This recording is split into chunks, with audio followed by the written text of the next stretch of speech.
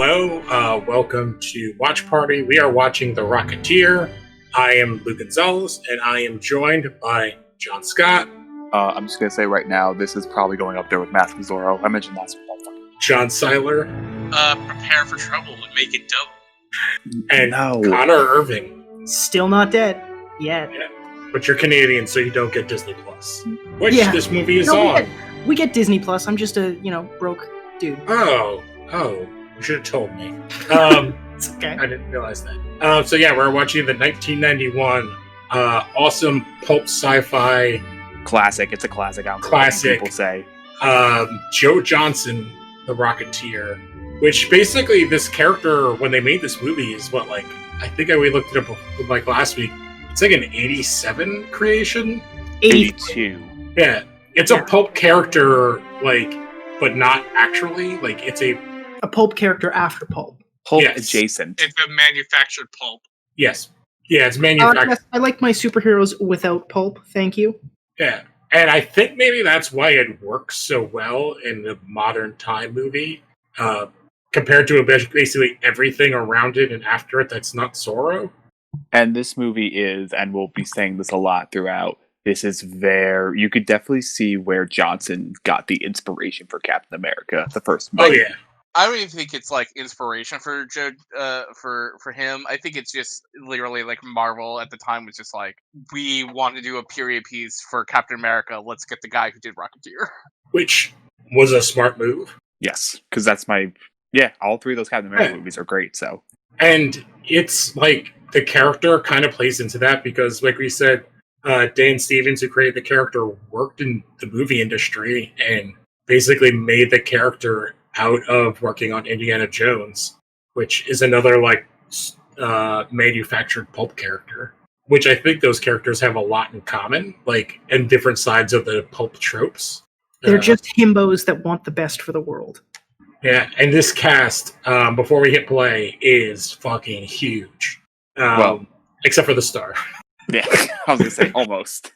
I mean, he got the role here, and then he just did voice acting gigs, which is pretty chill, actually. I'm pretty jealous. Yeah, playing, I'm trying to look it up right now, where she was at, with Jennifer Connelly. This is 5 years after Labyrinth. Yeah, I just watched Labyrinth for the first time the other day, by the way. What a good-ass movie. Dude, I'm so happy for you. I fucking loved it, and she was great in that movie. So. Yeah, well, she's an actual baby in that, and she's just a babe in this. She's everything exactly what this character is in the comics. Yes, she is. And then we have Alan Arkin, who's awesome. The comic relief. Yeah, and then we have returning back-to-back movies, Timothy Dalton as our bad guy. He's a slasher for prices. Yeah. And then we get a really cool, which I forgot was in this movie, is Paul Sorvino. Lou, you're also forgetting the most important casting. My boy John Locke, Terry O'Quinn. Yes. As Howard Hughes. I always forget he's Howard Hughes. Fuck. And I feel like this is a movie we're going to be oh, it's that guy. This is just filled with the late 80s, early 90s, that guys. Yeah. I mean, it's got fucking Clint Howard in it. Oh, yeah. No, it fucking doesn't. Yeah, it's got Clint Howard. Holy shit, this movie's so much better. Yeah, and one of the first people I see on there's James Handy is a perfect that guy. He was another one who was in Arachnophobia and Jumanji. Did you say James Candy? Handy. Handy. Oh, I thought you said Candy. Any relation to John? No. All right, so why don't we get started? John Scott, if you want to count us off. All right, folks, you can hit that play button on your Disney Plus. Also, you can use the new group watch feature in 3, 2, 1. All right, so we have Walt Disney Pictures. Very weird looking Walt Disney Pictures logo. That's not fancy at all. I love it's very old school, which fits. Yeah. It feels kind of MGM to me. No, totally. It gives off that 40s silver screen height of the Hollywood craze vibe,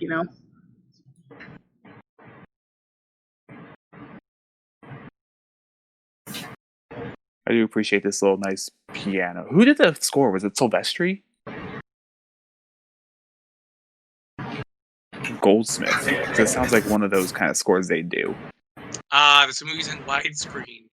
Yes, finally. I guess the only man who went on to have a semi-okay career after this. Man, I forgot how good this theme is, though. Dude, it just fills you with like. Lou, I'm not able to look it up. Who did the score? Or I guess we'll see, but... Let me see. Nope, that's... James Horner. Oh, he's perfect. Oh, James Horner is, I think, one of the best composers who ever lived. God bless that guess what man. else he did that we all really liked? What? I'm gonna He say did. Zorro? Didn't he do Mask of Zorro? He did Mask of Zorro, he did Titanic, he did Aliens, he did... Braveheart, Apollo 13 he worked on. Star Trek 2. Yeah, this dude's been around. Dude's a legend. Hey, Chekhov's the gum. I approve. Yeah. Oh no, but I also love that this has the thing of Indiana. One, Alan Arkin, fucking amazing. Rest in peace. Yeah, Like, absolutely. this movie is... No, wait, what are you talking about? Alan Arkin's alive. I thought he died last year. No. Are you thinking of Alan Rickman? No. Alan Mm. Alda? Maybe I'm thinking of Alan Alda. No, We're Alan looking Arkin. around left, right, and center. Yeah, Alan Arkin's alive. He's 86 now, so that would make him 56 in this movie. Around. I was like, don't scare me like that. Oh, I don't know Also, why. I just want to say one of my favorite little bits there is when Alan's character is getting the plane off. He steals the gum and he just throws it away as he waves off. It's just God, it's so good. The performances are so good. Yeah. Oh, what I was saying was, I like what this does, like Indiana Jones, where it takes a not manly profession and makes it like that's our lead character's profession. Because Indiana Jones is an archaeologist and a professor, and our lead in this is a shitty crop duster. I wouldn't say crop dusting is a non-manly job. No, he's not a crop duster. He's a professional flying pilot. They just said we're going to go all the way to nationals. Also, like, I wasn't aware that, like, flying was, like, a non-manly job. I think maybe not manly is the right word. Like, something that you wouldn't associate, like... Because isn't that his base job as a crop duster? No, Yeah, no, he does this- Lou, they made a whole manly movie about flying. It's called Top Gun. Let's get it right. Yes, but here. that's part of the Air Force, and that's a whole different thing. It's not the it's the type of flying. Also, I love all these actual shots, like, of a plane filming another plane fly. Yeah, it's a Or very. I guess it would have been visual. a helicopter or something. No, or this would have been a CGI shot. Yeah, but that was an actual plane, and they're filming an actual plane fly around. And that shot of him in the cockpit is really well done. Because that doesn't look fake. Although it's got to be, like... I mean, I don't know. He could be flying right now. It could be just like in the back seat of a plane, and this could be just his genuine reaction. Which, if so, that's a really good idea. I could definitely see that, actually. I feel like the reason why I like this so well is because I associate this and Who Framed Roger Rabbit so close. Yeah. Oh, totally. really? I do not. Hey, Clint Howard. Is that him? Or is it just somebody that's... Oh, that guy... Both of those guys are, that guy actors.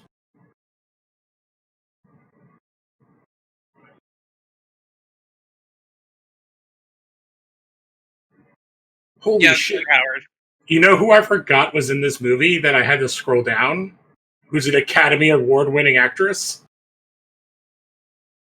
Who? Margot Martindale? Character actor Margot Martindale? Yes. Academy Award winner. I'm pretty sure she plays his mom. Or she's one of the people in the diner. maybe she plays the motherly figure.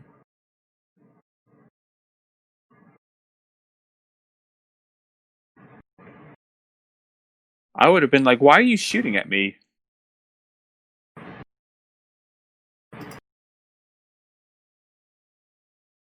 Yeah, Leo DiCaprio's in this movie as Hoover. About 20 years before.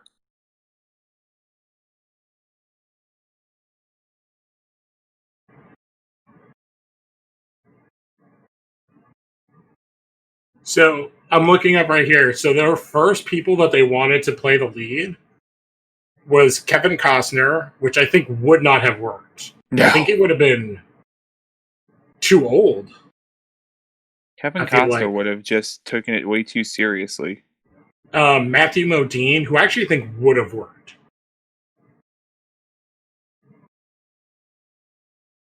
Yeah, that's not Clint Howard. No, it looked like it for a second. No. I think Matthew Modine would have worked. And then they were unavailable. They looked at Dennis Quaid, who I think he's too... I don't know. Too old. He's too old. Yeah. Kurt Russell, I think, also would have been too old. Kurt Russell was getting there by that point. This was maybe about 10 years after The Thing, so... Yeah. Bill Paxton, who I actually think is too funny. He's too goofy. Emilio Estevez, and No. He's too small, I think. He's super tiny. And then Disney wanted Johnny Depp. No. He would have been like the right age. He would have been the right age, but... He would have been the right fit. Because, what was he, 91? Was this after Edward Scissorhands? Probably would have been around the time of that. Around that same time. Like, Benny and June? Plus, I think the thing is that you need someone with a gee whiz kind of, aw shucks, gee whiz kind of attitude. Yeah, which I think Paxton could have done, but I think of those names, Modine is the most that speaks that to me. This is a year after Edward Scissorhands. So he just finished 21 Jump Street and did Edward Scissorhands. Wow, he has a hardcore 1990. I don't feel like... Oh, sorry, go on. No, I didn't mean I was going to say, 1990 for Johnny Depp is Crybaby, Edward Scissorhands, and the final season of 21 Jump Street. Whew. So he is like one of the biggest names in Hollywood, I guess, at that. Like, this is his first, like, pop-off. Ooh, you know who would have been good around this time? Brendan Fraser. Yeah. Yeah. He might, like, he kind of got this role, though, in The Mummy.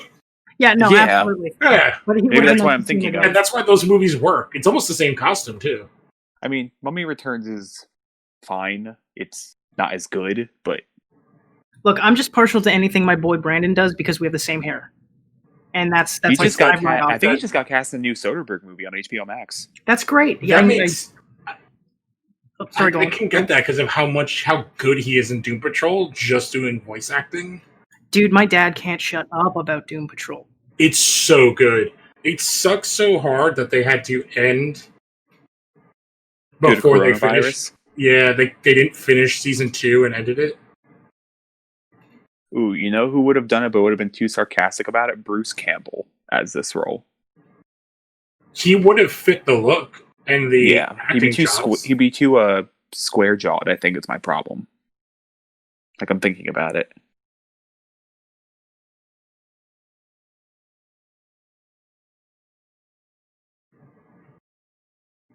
Holy crap, do you want to hear who turned down the role? Who? Is a out of left field choice, and I need to see what he was doing at this time. Brendan Fraser? No. Because it could be also like the movie, but there's like, my boy. Like, I can see Brendan Fraser in this. It is in the sort of MCU one of the best villains in sort of the MCU. Who? Kingpin himself. No. Oh, I thought you were going to say Josh Brolin. I was like, oh yeah, Josh Brolin, but like, no, Vincent D'Onofrio as the Rocketeer. I don't know. Yeah. He would have come off like of that, like off a Full Metal Jacket. Yeah, I don't think so. No, this would have been way after that. Like, because he did Full Metal Jacket, Adventures in Babysitting, and Mystic Pizza. That's all 87, 88. Oh, you know what else? Was Tom Cruise up for this role at one point? Because I could see Tom Cruise in the role. Oh, he's almost too perfect for this role. It's like we're gonna get the guy from Top Gun to be like also a flighty guy. Well, this would have been before Top Gun, right? No, 80. No, Top Gun's 80. Oh, is it really that old? Yes. Yeah. The art in this movie, like the Art Deco stuff, is so good. I'm sorry, just my boy John Locke. My boy Johnny Locke. Like, that's like the one thing I do remember about this movie is like kind of like all the Art Deco, like. Oh, who is this guy? For this movie? Oh, character actor. Dennis Franz? No. No. Dennis Franz. Oh, I know this guy. I've seen him before. John Polito. Is he? You would know him as one of the bad guys in The Crow. He's the mobster guy in Big Lebowski. Okay. Oh my god, I have to like scroll. His IMDb is so goddamn gigantic. Let's see. Miller's Crossing. He's in the Rocketeer. I feel like there was something else I would have seen as a kid that I would have remembered that he was in. Let's see. Was he in Beverly Hills? No, he wasn't in Beverly Hills Cop. Never mind. Hudsucker, Proxy, Homicide, The Crow. Blank Man, he's the bad guy. Okay. So, like, he got shot out of the sky, but the cops aren't, like, willing to, like, help him out? Or the owner of the place. Well, I mean, they were, like, trying to get money from the cops, and the cops were like, go deal it with yourself. Were they cops, or are they supposed to be feds? No, they're feds. I thought they were, like, cops, but I think they work for Howard Hughes. Well, they work for Hughes, but I think they also work for Edgar Hoover. I think Howard Hughes is working with Edgar Hoover.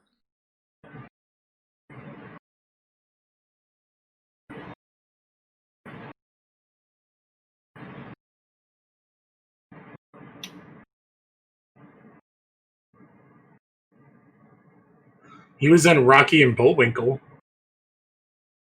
Maybe that's what I'm thinking of. I think I'm thinking of Rocky and Bullwinkle. He was Nantel.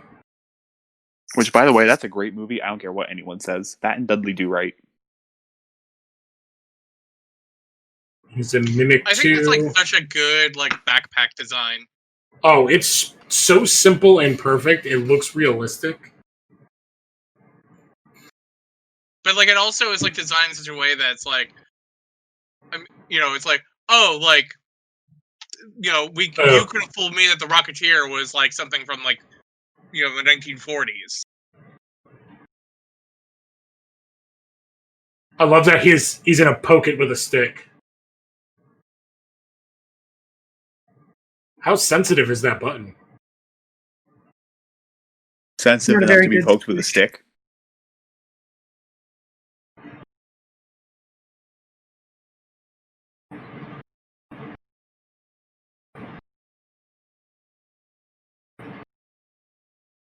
To fly? What else would it be for? Ran on a 100% American moonshine. Yeehaw! That's Howard Hughes' other business. He makes moonshine. He sells it. Oh, you know that guy possibly from? What? He's done a lot of voice acting. He did a voice acting in Avatar: The Last Airbender. Okay, so maybe, but I think I've definitely seen him. Chief Arnook. Oh. Sounds like wait, who? That sounds like a water tribe. The Italian guy. But what was the character he played? Chief Arnook. It sounds like a water tribe. Just like a one-off. He's in like 4 episodes. But I bet it was the Ba Sing Se arc. But no, I think I've seen him physically somewhere. Oh, there he is. Yeah, he has like a ton of voice acting credits. Yeah, I think I remember seeing him physically. So Rocky and Bullwinkle, I think, is probably where we're going at here. Yeah, he's like your quintessential. Oh my god, he has not aged a day, and it's been a decade. He really hasn't. His eyes, he's got slightly bags under his eyes. And this is right after his 2 Bond movies, I think.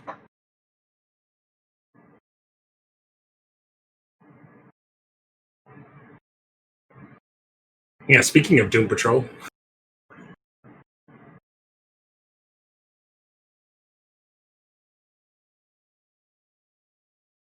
Oh yeah, Paul Sorvino, I think, was just coming off of Goodfellas after this one. Oh, yeah, this is...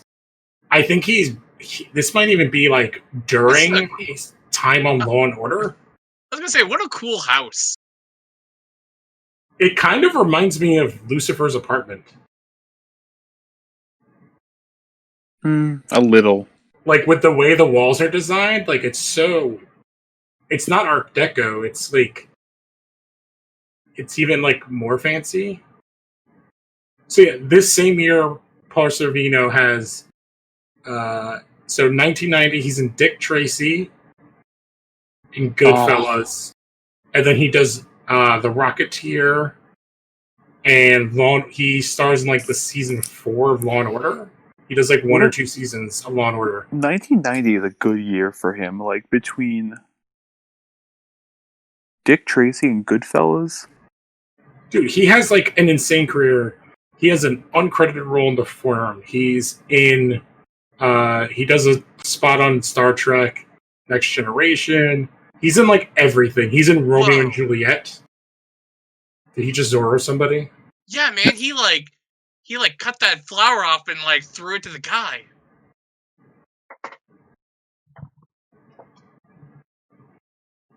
Oh my god, I just remembered a movie he's in that I love. It's, like, such a bad 90s movie, but it's so good. Have you guys ever seen Money Talks? I've heard of it. Where Chris Tucker and Charlie... It's a Chris Tucker and Charlie Sheen two-hander. Yep. And Heather Locklear plays Paul Sorvino's daughter. Directed by National Treasure, Brett Ratner. Oh. Yeah. Yeah, we don't talk about him anymore. No. It's funny that it's, like, it's not Charlie Sheen that, like, we don't talk about. It's Brett Ratner.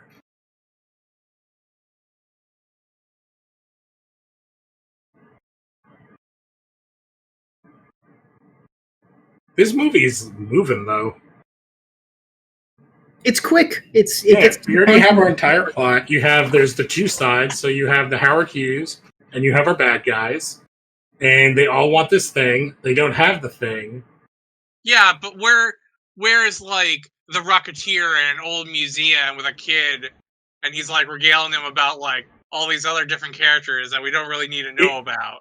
It took me so long to figure out what movie you were talking about, because I blinked that out of my mind as much as possible. What movie? Lone Ranger. Okay, Blue? That is definitely a miniature, but I love it. It works so well.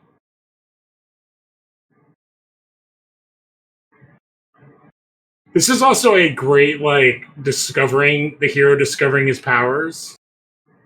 Very wholesome. And I do forgive... I was going to say, why do they turn it off?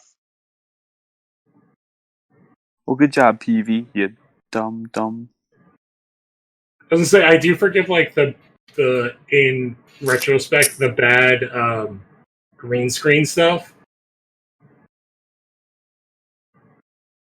That is a term I have not heard in so long.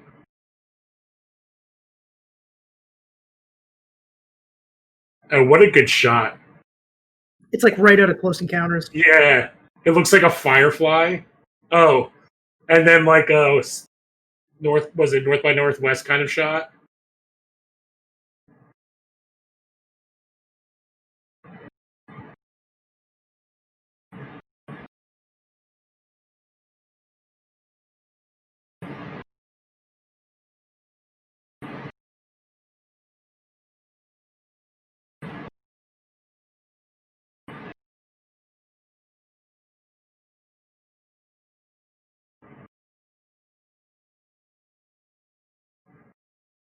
Oh, I did not remember this plot point, that they're broke.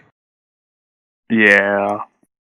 That's the key to every scrappy young superhero. Well, I don't. Yeah, Rogue. but you're right, Connor. Like it is like it's kind of a small like a C plot point in every Spider-Man movie. But it's always the most Yeah, man, endearing he thing just got because, some like, new powers. I He relate wants to to that. become a professional wrestler. Except for, like, the 1920s version of professional wrestling was being an air showman. Yeah.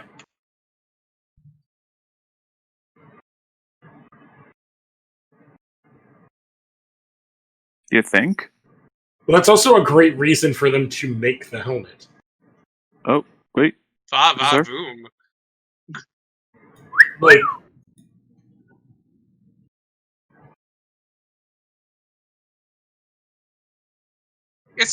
It's funny because she doesn't look too different from when she was in Labyrinth.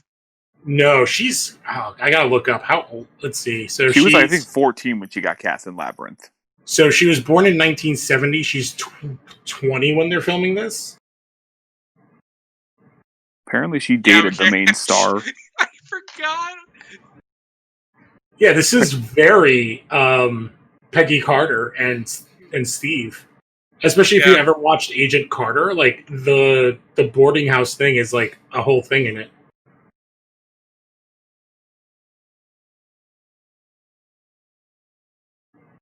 I think, what was this? I think that those two dated. I think you're right. Filming for like a few years.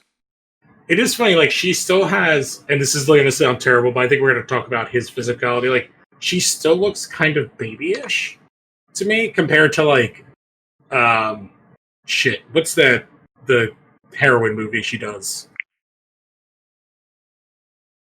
Heroin movie. G.I. Jane. No, that's Demi Moore. No, the movie where they're all on heroin. That also has Chris Tucker. Requiem for a Dream. Yes, that's where where I think Marlon Wayans. Where she goes like ass to ass. Yes. Oh, it's Marlon Wayans. Not my words. The movie's words. Yeah, the movie's words. Yeah, for sure.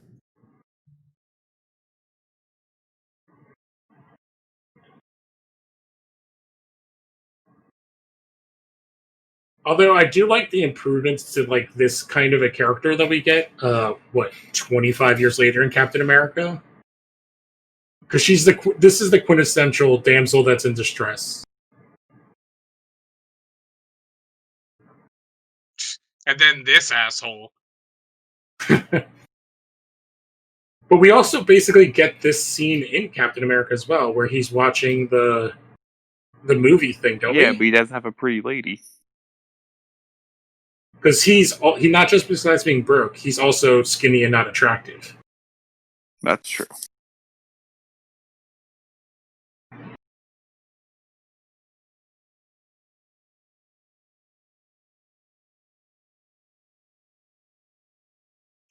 I like that they're dating at the beginning of this movie. You know, it's like usually it's like you gotta get the girl, and that's like through your prize at the end of the movie, and it's like, oh hey, they're already in a healthy relationship. That's nice. Yeah. And they like each other. Yeah, that's the key part. They actually like each other. Yeah. It's nice to see that instead of him pining over I'm never going to be with a girl like her. And then he gets the girl. The one thing I have noticed, and I don't mind, this is one of the first movies I've really noticed how set, like, these are obviously, like, sets. Okay, so I like the fact that, now, who here has seen the Dick Tracy movie? I was gonna say, this guy is a character from the Dick Tracy movie. Yeah. Connor, have you seen the Dick Tracy movie? I have not, no. Okay, so what they did with the Dick Tracy movie is that every set, every makeup design looks like it came straight out of the 30s comic strip. Okay. So they all have the big block jaws. Yeah. Think about, like, what you get in Batman Returns, but way more. Like, and way more color. A lot of color. I like that, though. It's a fun movie. Like, Dustin Hoffman in that movie is unrecognizable. Yeah. Like we said, Paul Sorvino's in that movie. Yeah. That movie also has, like, the best cast ever. Oh, without a doubt. It's so metal. He fucking Freddy versus Jason that guy. And he's a giant ninja. Classic move right there. Excuse me, giant Nazi ninja. Giant German ninja. You know what he reminds me of? It's like, which again, I guess is probably filmed at the same time. What as a fucking rad building. That's real, right? Hey, Marco, I'm gonna look it up right now. Is that our second Oscar Award winner in this? Did Alan Arkin win one? I feel like he had to, right? Paul Sorvino won one, right? Alright, I'm gonna look up everybody. Did Paul Sorvino win for Goodfellas? I don't know. There's a Bulldog Cafe here in Vancouver, so it's kind of skewing the results.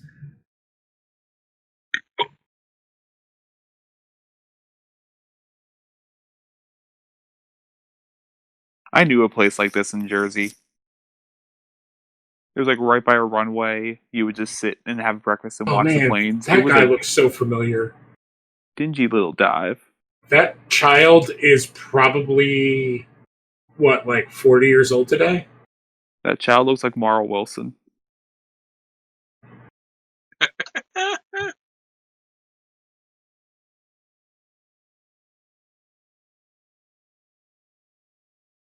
I'm sorry I ruined your date night.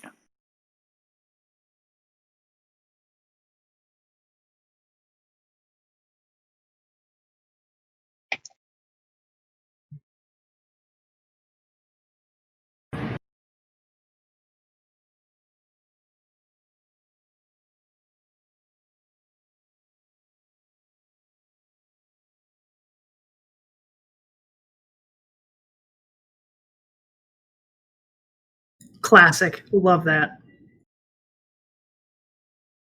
Holy crap. I'm just reading up on Paul Sorvino. He's the bad guy in the Hey Arnold movie? That I know. The movie or the Jungle Cruise? Hey Arnold, the movie. Theater movie. Okay, so the first movie.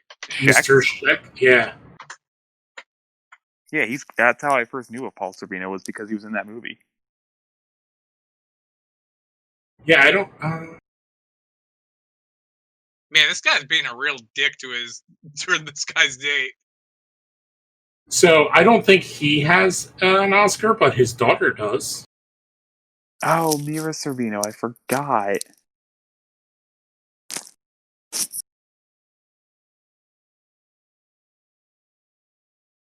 Hey, honey, my leg fell off, so I might be dead soon. Yeah, I don't think Alan Arkin won one either, so I think it's just Margot Martindale. You know, now that I kind of like think about it, Green Lantern could have had kind of like more of a DNA to this film. Oh, 1,000%. It is this film. Like, it's a pilot who finds a magic thing. Unlikable dick in that movie, just as much as he is in the comics. It's like, at least it's like I like this guy so far. He seems nice enough. I like that he ran out with his hamburger in hand. He's a himbo. He only thinks of one thing. But no, Siler, you were totally right. Like, Green Lantern should be this movie. Malcolm, you know what? It is your fault. Fuck you, Malcolm. I do. I like that though. Like, Malcolm knows he fucked up, and he's like, "Look, I'm sorry." I need to look up Malcolm. He also reminds me a lot of Brendan Fraser in The Mummy. Like, I feel like The Mummy is like very much is like the Rocketeer was the skeletal framework for The Mummy. Oh, 100%. The Rocketeer is a skeletal framework, I feel like, for a lot of movies at that day. The Mummy, Captain America 1. Yeah. The Mummy is more like Rocketeer plus Indiana Jones, because he's more badass. And yeah, Malcolm, is that what's his name? Is Eddie Jones, who's been in a bunch of stuff. He's a big TV guy. Instead of having Taika Waititi as a big player in Green Lantern, Taika Waititi should have been directing Green Lantern. Oh. Also, so in other words, Joe Johnson should have made a Green Lantern movie. Got it. Oh, you know who that guy played? He played Pa Kent on Lois and Clark. I swear to God, I thought you were about to say he played someone on Smallville. I'm like, this damn show. No, well, he probably did. But no, he played Pa Kent on Lois and Clark. Oh, Nice. I like small side tangent. I was listening to a podcast this week where these guys were on it talking about Smallville, and him and his girlfriend currently have like this contest where they're big Buffy fans, and so she'll show him an episode of Buffy, and then he'll show her an episode of Smallville that also did that same thing but worse. Oh god, that's not true. And they're like, "Well, how many episodes you've had?" They're like, "We've done about like 20 episodes so far." Yeah, they came out the exact same time. I think Smallville came out a couple of years later. You know, I just discovered there was a Hot and Sexy Tarzan show that came out on the WB. Stupid sexy Tarzan. I'm not surprised. Oh, hey, it's Walt Disney's The Three Musketeers. Okay. I was going to say Princess Bride. Yeah! Okay. To be fair... He does look like the, Inigo Montoya. Speaking of which, did you guys see the live read and how into it Mandy Patinkin? Yeah, how into it he got.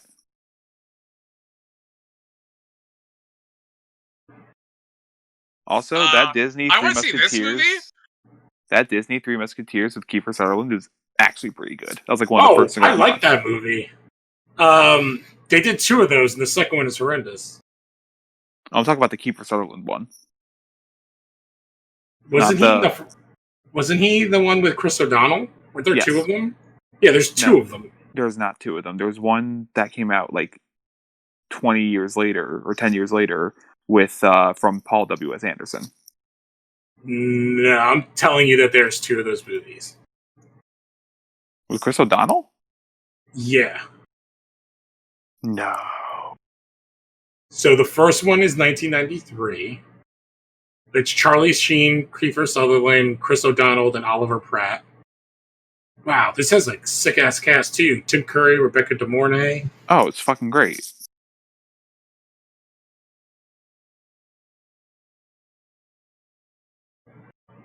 I feel like I'm going to have to figure this out.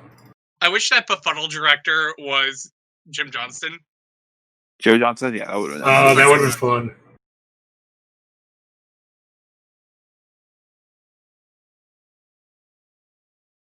My name is Inigo Montoya. You killed my father. Prepare to die. Why would you stand behind? Like, why would... I know... Why is there no regulation, no one watching this set? Well, I think the bigger question is, how was he able to walk on this Hollywood set? Yeah, that's what I'm saying, security. No!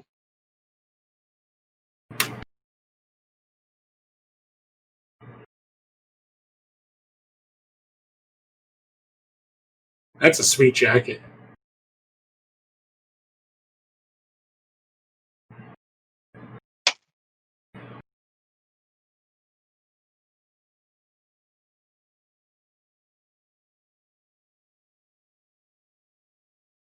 I'm not going to help this guy. I accidentally almost killed him, but I'm just going to leave him there.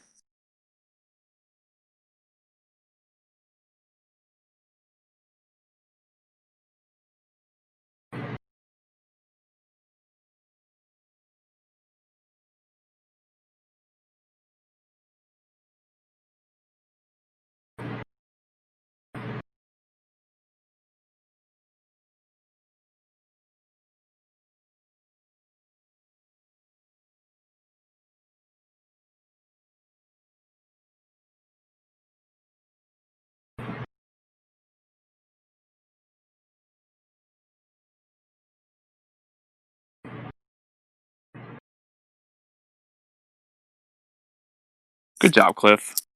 Yeah. I don't mind this as like him being a doof.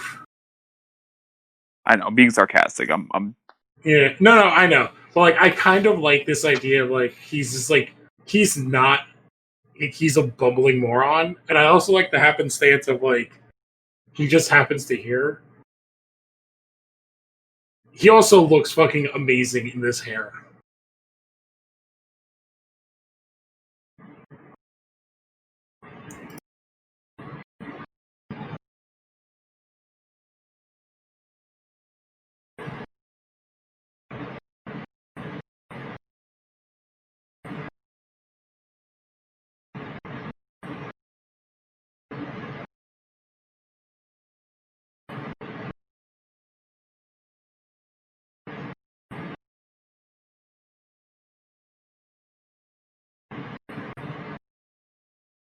Now he's being a sneaky Nazi. It's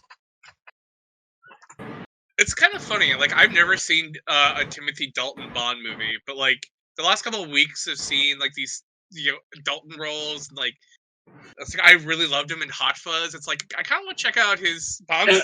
He is the only one that does anything that you can really compare to what Daniel Craig does. He does Bond similar to Craig, where it's like he's not funny. He's like a hard-edged, like bad motherfucker who's just like angry. Because he's the Bond after Roger Moore, right?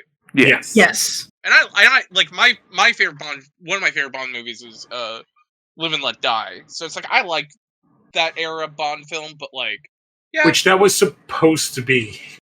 There's like a whole lot of, and I think Arlen's podcast that they're doing, Wells Harrow's doing like a whole retrospective on Bond, and because it was supposed to be Pierce Brosnan to do that last Timothy Dalton one, and then literally as he was leaving his hotel to go announce it, whatever network had Remington Steele renewed his contract.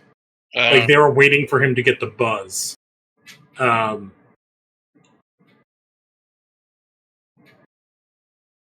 So like that's why Timothy Dalton kind of is like the second choice, and he was a super huge fan. I've been listening of the novels, the Fleming novels. So he plays it like Craig, more close to the novel version, where he's not funny, really. He's not quippy. He's a lot more of a dick. Yeah, and like I'm not a huge fan of Daniel Craig era Bond. Like I like Skyfield because it's like the least Bondy of those. But like, Skyfall. I know a lot of people. I like Skyfall a lot. I love Skyfall and Casino Royale. Like I like Skyfall a lot because it's not a Bond film. Like I don't know, man. Like I tried watching like a couple of the other ones. I think I fell asleep through one of them. I really like Casino Royale. Casino Royale is awesome. The second one is meh. And Skyfall is awesome because it's Javier Bardem just steals that movie. And Spectre sucked. I have not seen Spectre. And I like all the M stuff a lot in Skyfall. Oh, yes. Also, I will say, out of the Brosnan movies, GoldenEye, I think, is the best one. It's the first one. It's the only good one. I would argue. I think Tomorrow Never Dies.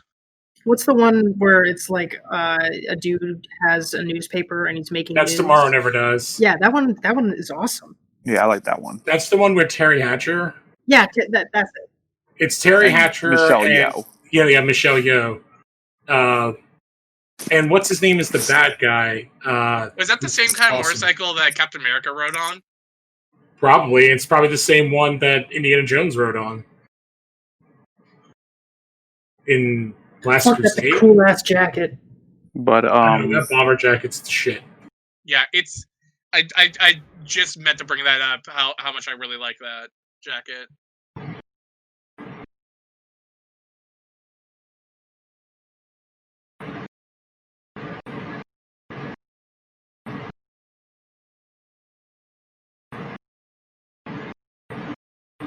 Malcolm's like, I'm gonna make things right.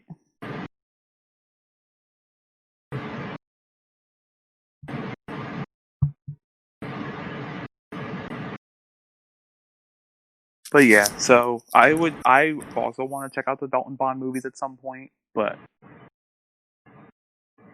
I'll check them out sooner than later. Yeah, I've been trying. I had started in the beginning of all this. I'm like, I want to watch like kind of proto Bond through Bond. So I've watched the couple. I can't remember North by Northwest and the other Cary Grant movie. That are like proto Bonds. Quick shout out to one of our friend podcasts, Los Harrow Podcast, because they're doing a whole series where they're going through all the Bond movies. I was on an episode. Fucking good for them. Good luck. They made it up some more. They're like midway through more, I think. Last time I checked. Yeah, I think there's only like one or two unwatchable, really, more movies. Brosnan, it's like two good ones, two bad ones. You know the other thing that like another Marvel thing that this movie kind of takes is like the Ant-Man thing with the clicker in the hand. Oh yeah, kind of in the design. Yeah.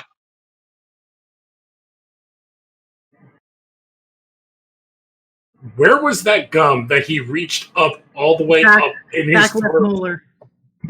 I got it pulled last summer. I know exactly where he hides it. Dude, that helmet design.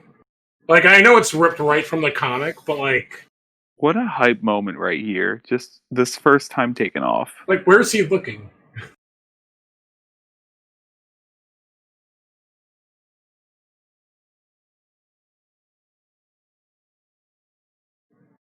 But I also kind of like that we don't get him practicing.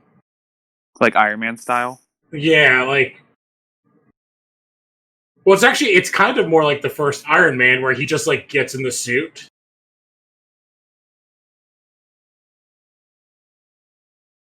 I also do like that everyone kind of knows who he is, sort of. Yeah. That it's like a open secret. Yeah.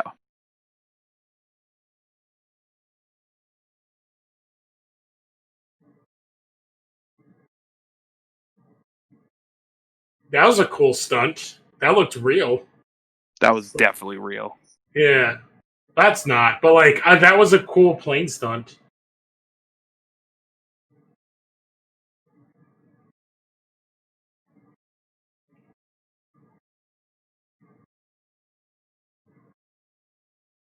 Wow, so they did 2 of those?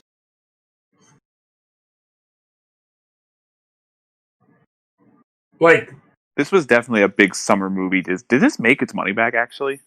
I I feel think like it was a because we hit. didn't get sequels, it didn't. It was not. It made 46.7 worldwide, On and a it budget. cost 35. Okay. Its opening weekend was 9.6. Oh.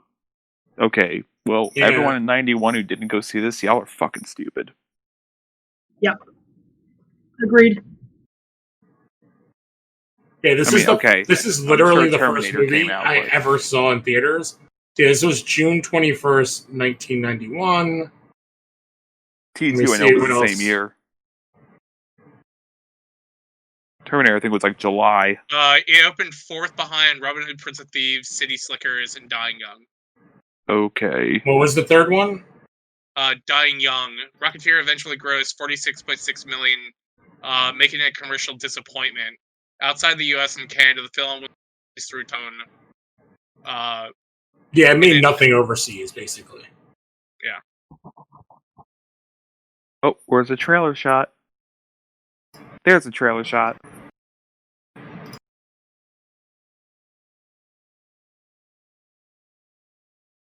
I mean, we've all been there.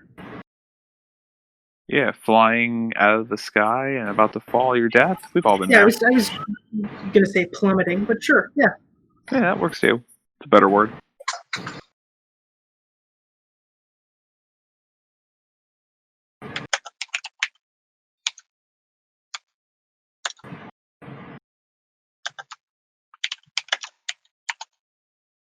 Tremors.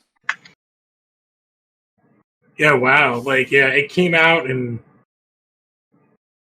Robin Hood, Prince of Thieves, and City Slickers are both in their second weeks and beat it out. Yeah, but Robin Hood, Prince of Thieves and City Slickers were humongous hits. Oh, yeah. It honestly sounds like it just got released at the wrong time. When did Terminator come out? Terminator 2? T2? Let me look it up. I don't even think it was the same year. Yeah, it was 91.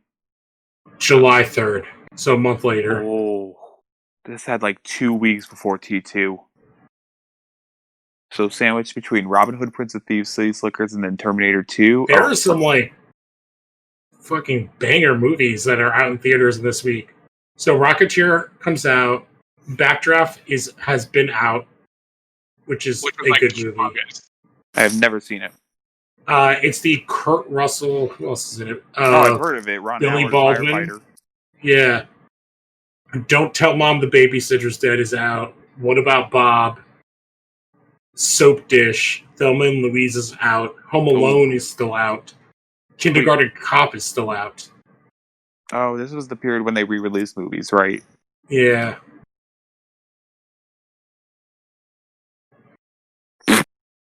Holy shit, this is the That same ingenuity summer right there. as Silence of the Lambs, Drop Dead Fred. Okay. Lou, one of those was a hit. The other one was Drop Dead Fred. Yes, but it's still a good movie. No, it's not. There are worse movies that came out this year. 2 weeks before that, Hudson Hawk came out this year. Super Mario Brothers is 91, I believe. 93. Oh, Oh, well. That was the year I was born. That's how I remember it.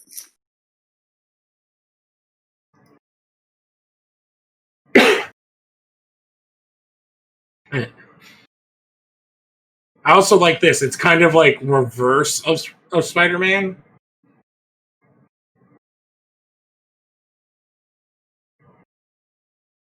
I love that smirk. The little smirk he gives, just like, yeah, I know. Oh my god, yeah, this movie got destroyed. So yeah, the next weekend was Naked Gun 2.5 was number 1. And Terminator 2 was number 3. Robin Hood Prince of Thieves was number 2. And City Slickers was number 4. Oh yeah, this got decimated. This never had a chance. wow, it's like a summer of great movies, and this being the movie that got shunted is still an amazing movie. Talk about this is just really funny. Talk about how a movie word of mouth. First weekend, T2 makes $28.5 million. Second weekend, it more than doubles that. Oh. It's like the opposite of a DCEU movie. But that's a. Oh. Oh, he's dead. Are they looking at Kryptonite? Yeah, he's a Kryptonian. He's Superman's. Oh, is that guy's deal? Is he just floats people in half? Yeah, he's just a big lughead. He really does do the Freddy vs. Jason thing. I like that his hand is frozen on the piece of paper.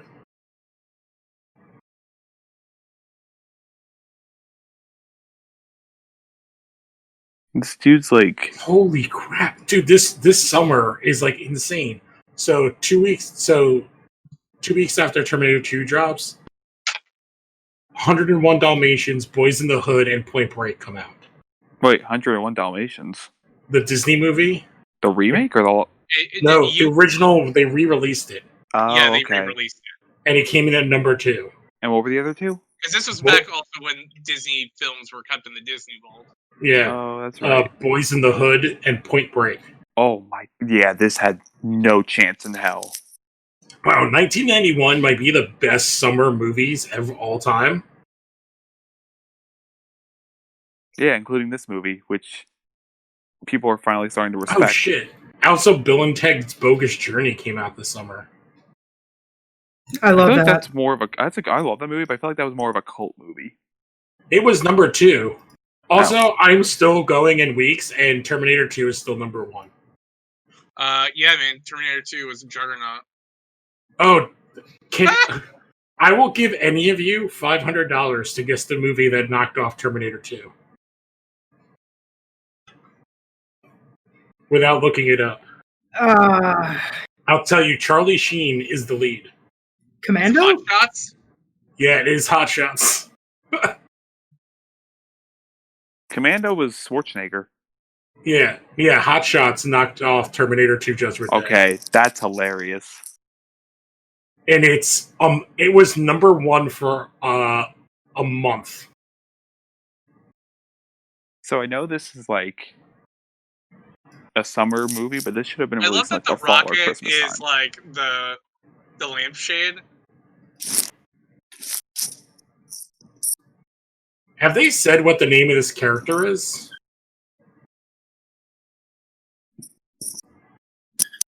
No, I don't think they have yet. Because I want to know who this actor is.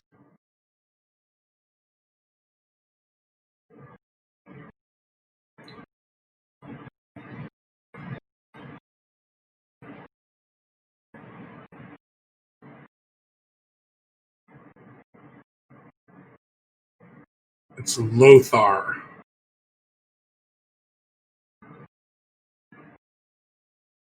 Cool. All right, this Look at this reminds me nice of set. this is a This like reminds me of actually watching old movies. this also reminds me of like Temple of Doom. Yeah. I also feel like this is like a major thing I remember is her in this white gown. Also, what a great idea to have the guy who was just James Bond as this character.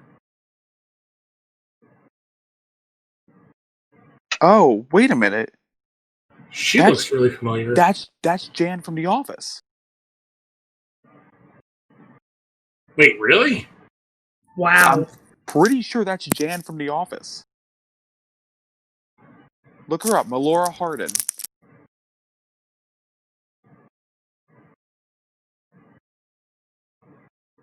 Yep, that's her. South Seas singer.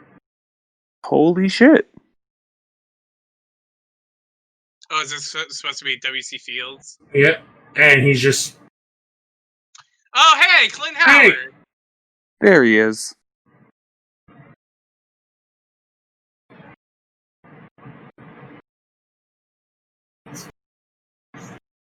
I'm gonna look down some more. What the hell is a kumquat? It's a tiny little fruit. Oh. There's a woman in the tank.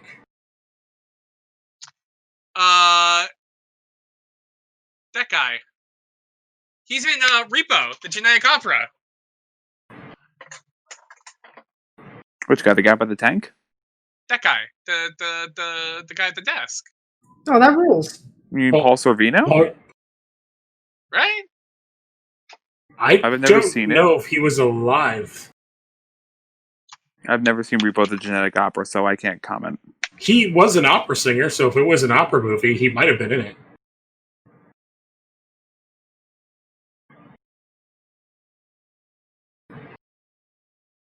Yeah, he was like the main bad guy. Next to I love this also part. Jeeves from Buffy.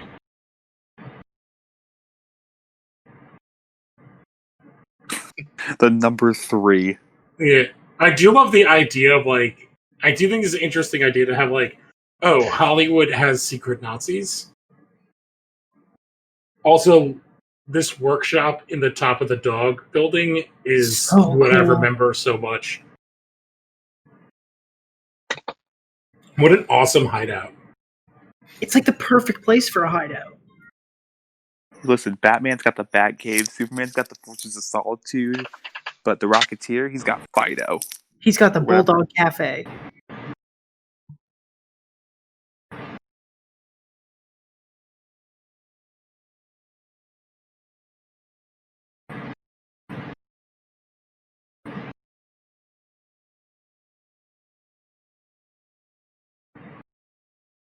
Oh yeah, King Kong was a new reference at that point in time. Yeah. But yeah, when this takes place. Yeah. So that big guy is basically the big guy in every movie in the 80s and 90s. Oh yeah. He was in Roadhouse. He's in Ace Ventura: Pet Detective. I think he's the guy with the dog in the beginning.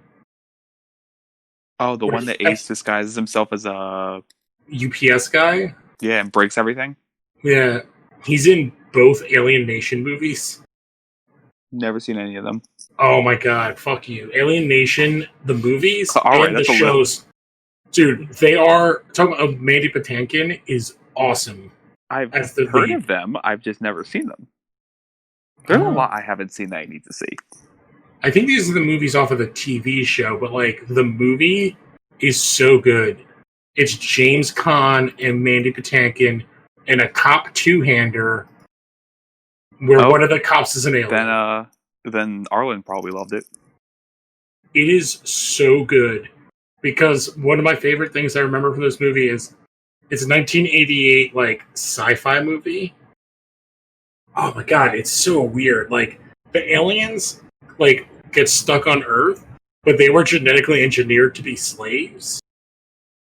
So like they're all weird. Like it's like very interesting like societal thing. and they get Is this drunk. the FBI? Yes.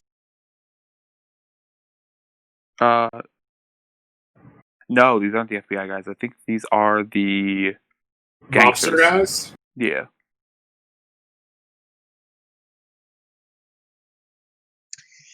I like that guy.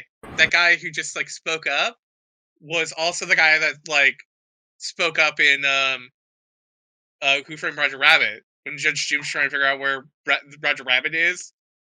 He's like, "Oh yeah, I've seen him. He's like, Oh yeah, the shave with and Zippy the Squirrel." haircut. Constantly just trying to cover people. He's just like in every like 1930s diner. Where's that sequel? You know, I know they were supposed to do one years ago, but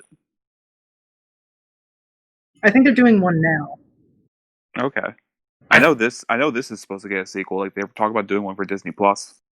Yeah, it would work, like especially if you make it where like his daughter or like granddaughter takes the helm, or like he's like a descendant, Yeah. and make him the like old man character. Like the Peavy? Yeah. That'd be kind of cool if he was the Peavy Ah, character. he's gonna burn his face in the cheesesteak.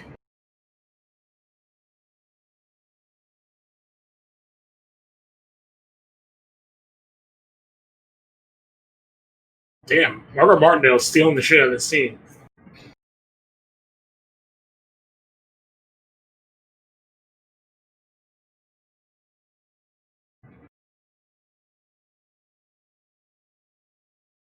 Could this guy look any more like a mobster He looks like De Niro. Yeah, He's got that, like- he's not even discount De Niro. He's like bargain bin.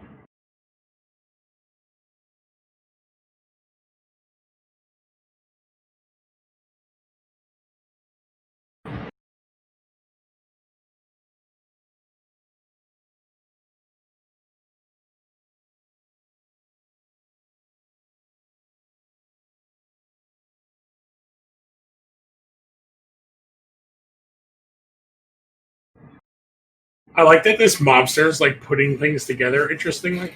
Yeah, he's smart too. Yeah. Like, he's not a moron. He's thinking. They things call through. her a dish. Like I forgot that was an insult. Or Well, it's not really. Yeah, it's more of like a Like dish, skirt. yeah. Dame. It's not as bad as skirt. Skirt's definitely more derogatory. dish. I didn't even know was a. I forgot that was a thing. Damn, the casting is so good. In oh my god, that guy! I've seen that guy in a million things. He looks like Peyton Manning. He sounds like Peyton Manning.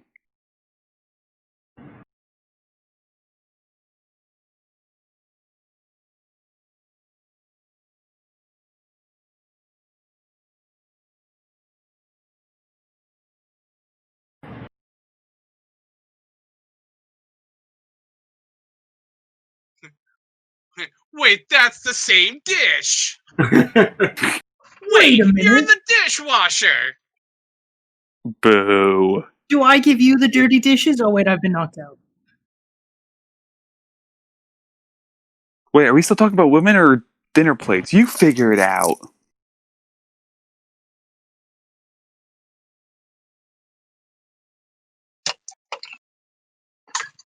Again, more people should have seen this because it's pretty fucking great.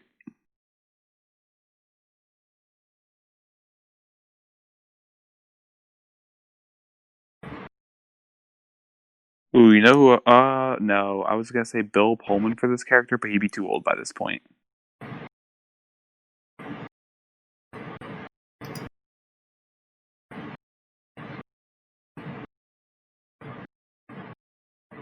You know, I love that. Like, Terry O'Quinn has barely been in this movie, and he's like one of the main characters. Oh, he's only in that intro scene and then the end. That's like it. Oh, I missed. What character was he?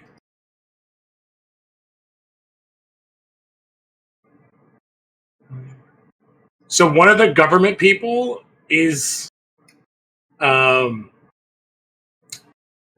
Frankfather, who is the other lead in Mouse Hunt.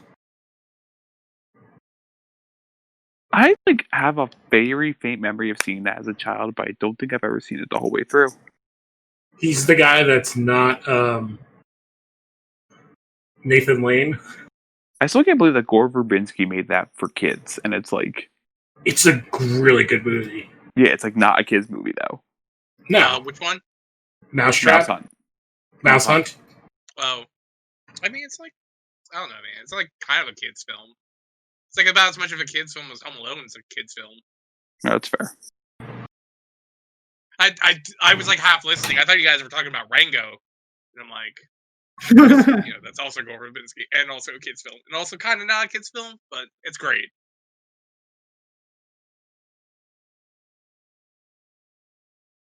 So, was Clint Howard really only in this movie for that 2 seconds?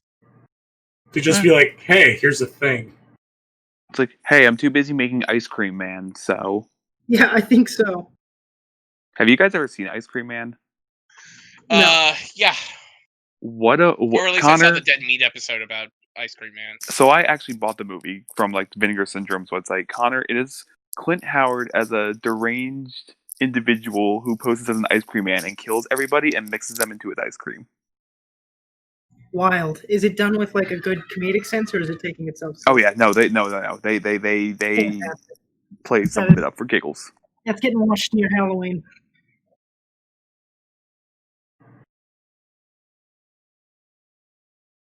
I keep getting lost in IMDb because I'm I know this guy. I need to look up who they are. And every single person in this movie is just a character actor that's been in every movie.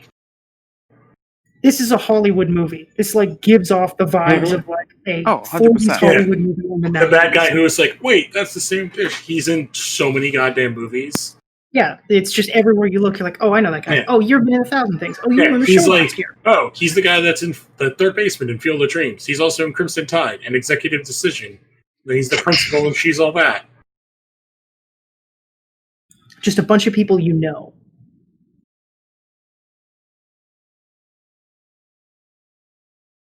Nice that he got a coat to fit over his other coat. Holy shit, you're right. I'd never noticed that he's wearing that over the leather jacket. That must be so tight. How is he able to move? That's what I'm wondering right now. Also, I just realized something. How is he able to breathe? Historically accurate, but there is no. I don't think there's been a person of color that's appeared in this movie. No, this movie is very, very, very white. But that's historically accurate. There wouldn't be black people. There's Jan. And again, talk about a dish. Swing for Michael Scott to come out and be like, "That's what she said."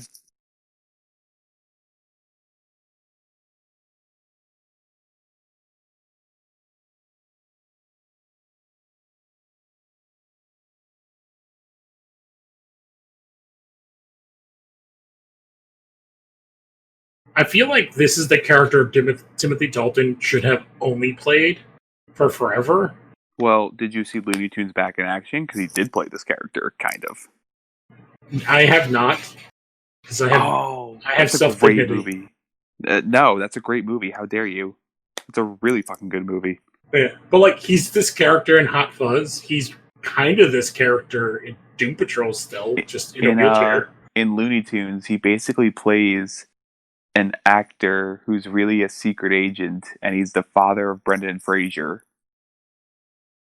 I think if you there's a wonderful article that goes about I think I've brought this up before about Brendan Fraser's mental health and how he handled his rise and fall from fame. Mm-hmm. And one of the things he talks about is in Looney Tunes. There's a scene where the fake Brendan Fraser punches the real Brendan Fraser. Or I shouldn't say, it's the other way around. Brendan Fraser's character punches an actor version of Brendan Fraser. And he talks about how in that scene, he was so depressed and so self-deprecating at that point in his career that when he punches himself in Looney Tunes, I think they did that take 4 or 5 times because it was very cathartic for him, and it like helped him get out a lot of rage That Yeah. makes sense. stuff. And it's Plus- a good Also, scene. it's directed by the guy who did The Howling and Gremlins, so highly Oh. recommended. That's what's his name? Joe Dante. Yeah.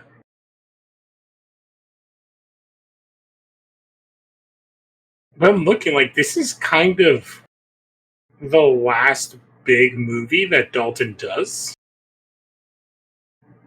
Which is This kind movie? of yeah. I would Like- argue Hot Fuzz was a big movie. That is Hot Fuzz is iconic. 16 years later. I would argue, okay, it didn't make a lot of money, but Looney Tunes Yeah, is still Looney well Tunes remembered. is 12 years after this.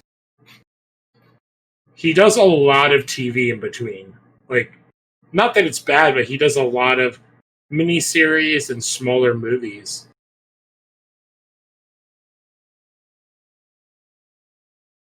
He does a voice in Toy Story 3? Oh yeah, he's the Prickle Pants. Who has Prickle Pants? The hedgehog who's the actor. Wow. Holy shit, I did not know that. Him saying like I'm the Rocketeer, and her going who is very like Star-Lord energy. Yes. Holy shit, you're right. This is like This is like a prototype for a lot of Marvel characters. for superhero movies in many ways, yeah. Yeah, 100%. Give me one good reason why I believe you. I miss you. I'd go out of my mind. Okay. I do think this has I think this movie works because like you don't need him to be charismatic. Like wow, talk about being bad. At trying to hide who you are. Graham. You know what this movie has also been reminding me of? Back to the Future. I'm mad that Billy Campbell didn't get more roles after this now. Like, I don't know, he's fine, but he's also not asked to do anything in this movie. Oh, Like, he's He not asked to do basically much. lost out to all the roles that Brendan Fraser got. The Mummy starring Billy Yeah. Campbell. That's the thing. That's a really good point, though. Like, Or George Yeah. of the Jungle. he basically, I would say, like, he somehow fell in between Tom Cruise and Brendan Fraser.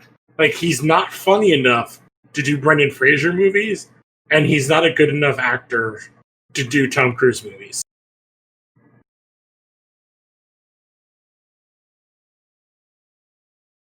Yeah, because after this, he does Bram Stoker's Dracula, which I think is the one with Keanu Reeves, isn't it? That's the Coppola one, yeah. Yeah, with Gary Oldman, Hopkins, Winona Ryder. And he's like the sixth person on the list.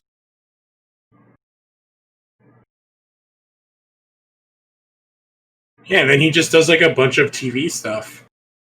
So, And he's in the Rocketeer Disney Junior show, which I thought was a nice touch. oh wow, he was also on Star Trek Next Generation. I feel like that's another show that everybody that's been an actor has been on. Okay, well, if you ever want to see the real reunion, just go watch Gargoyles. Fire bad. Oh, this makes a lot of sense. Neville Sinclair is modeled after Errol Flynn That makes sense. because people suspected Errol Flynn of actually being a Nazi spy. I love how everyone has this wonder, like, oh, it's the Rocketeer. And I want to know, like, the day after, like, he kind of sucked.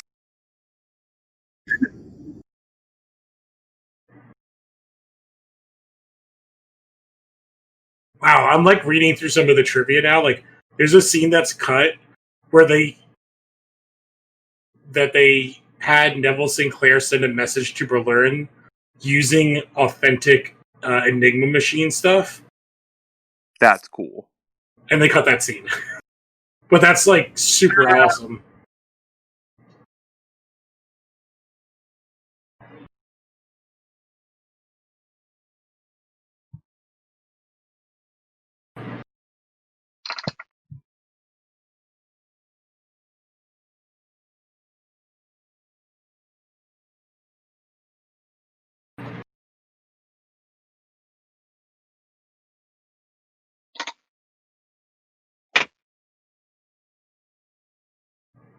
Oh wow! Actually, I'm like reading through the trivia.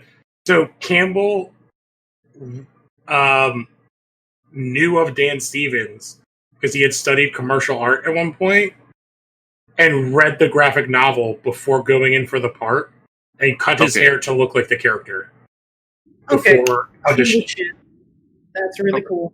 Okay, that's really cool, actually. Yeah. Henry Cavilled it. Also, why do I feel like this little bit right here, this set piece, reminds me a lot of The Mask? Also agree. Yeah, I can see that because it's in a nightclub. Yeah, just not played up for laughs. Also, the score right here is like really making the scene even better. James Horner's the fucking man. Oh, what a fucking good line. Maximum creep. I feel like that's another shot I remember as her trying to run away and Dalton just like catching her. That was a terrible transition though. Oh, I thought that was terrible CG, but never mind. Wow, man, I'm like reading through some of these stuff. So the gum he chews was legitimately the gum that pilots chewed for good luck. And is also featured in The Right Stuff, which is the movie about Chuck Yeager. And it's going to be a TV show on Disney Plus in a couple weeks. See, I feel like this movie had so much love and like passion put behind it, and it sucks that it was like a case of wrong timing in terms of when it came out. Because I feel like if it had came out at a different time than when it did, it would have probably done so much better. Yeah, it just happened to be in like the summer of one of the biggest movies of all time. Yeah, couple of the biggest movies of all time.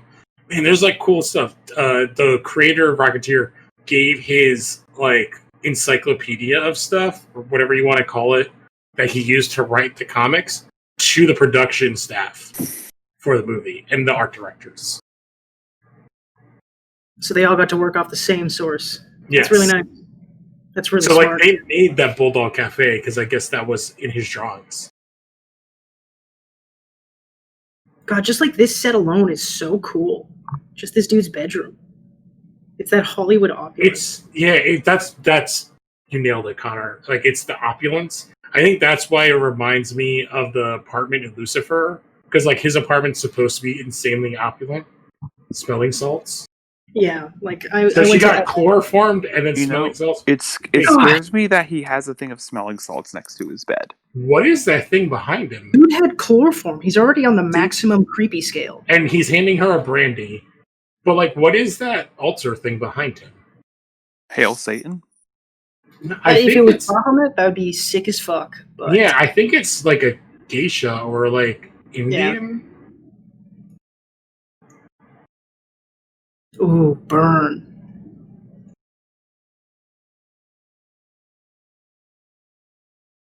Oh, apparently that dog cafe was real, but it was destroyed by weather in the 70s. And it is part of a museum retrospective now.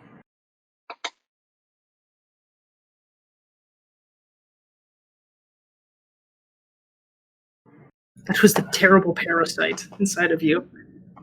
Okay, I'm going to post a picture in the chat. This is who they based the giant dude's look off of. This is a real actor from the, I think the 20s.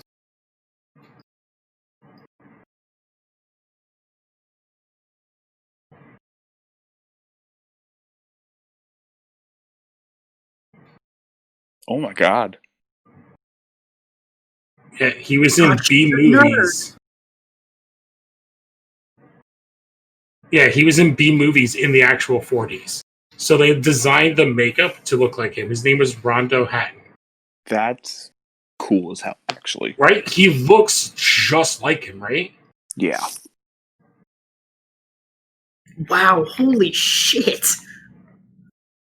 Yeah, he plays like the giant guy in like all those like 40s horror movies.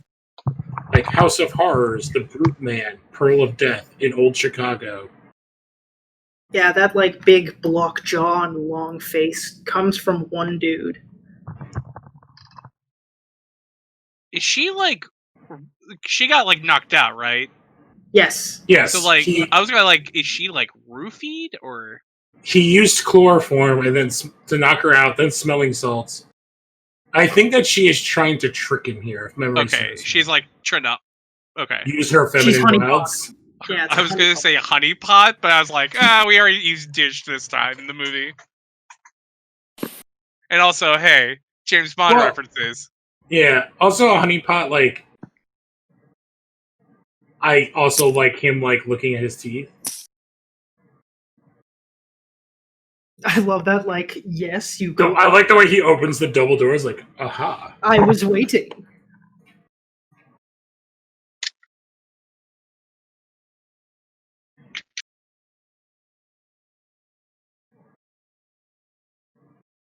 Yeah. Oh, was this good. is like this is like one of the best IMDb trivia movie things I've ever gone through. So Disney created a mechanism specifically for this movie that was the opposite of a Steadicam. It was a Uh, moving cam. It was a shaky cam, and they used that for what we'll see later on for the Zeppelin shots. So So, basically, Disney made the shaky cam, is what you're telling me. Yes. But to like give the impression of like the engines of it like vibrating. That's really cool because they couldn't do like vibrations or movement with the camera in post production like we can now. That's wild. Mm-hmm.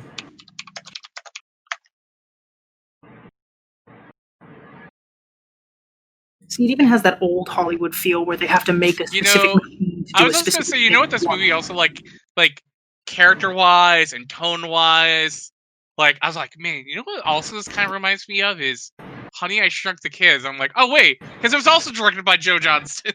Yeah. Did you guys hear they're doing like another one, and they got Rick Moranis out of retirement for it? Well, yeah, he is now out of I retirement. mean, they've already done like 3 of them, so it's I but I guess we think can't hurt for a This new one one. they're doing is about the son, who's also an inventor, and they got But Rick is it Moranis which out of son? The original son or the one that they blew up? I have no idea. I just know Josh Gad plays the son. Yeah, and I also saw Honey, I Blew Up the Kid, and no Yeah. toddler was blown up in that movie. 0 out of 10. Yeah. What? No kid dies? Dun dun dun. No kid got their strewn all over the So- streets. I just saw it. Do you know who did an uncredited work on the screenplay? Who? For the Rocketeer? Yes. Frank Darabont. Oh! Shut wow. the fuck up. Holy Yes. shit. Yo. Which- Probably says a lot about why this is so well written. Yeah, I was gonna say, I can kind of see it. Yeah, that would Also- probably help.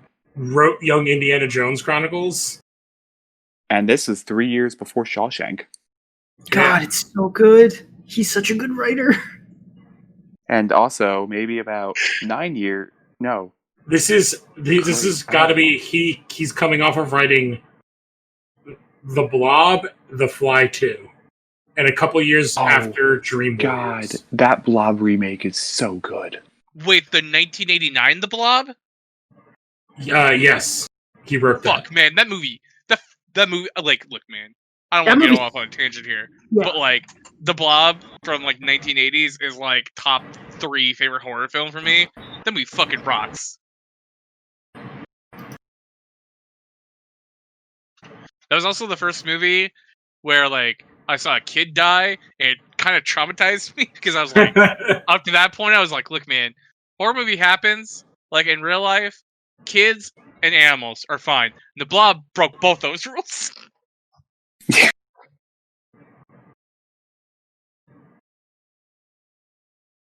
Holy shit. Okay. I'm like looking through. Do you know who turned down the role that Paul Sorvino is playing? Who? Joe Pesci. And I kind of think it would have been too much. Yeah, Joe Pesci. He would Joe have Pesci been would- too serious. He would have been too big.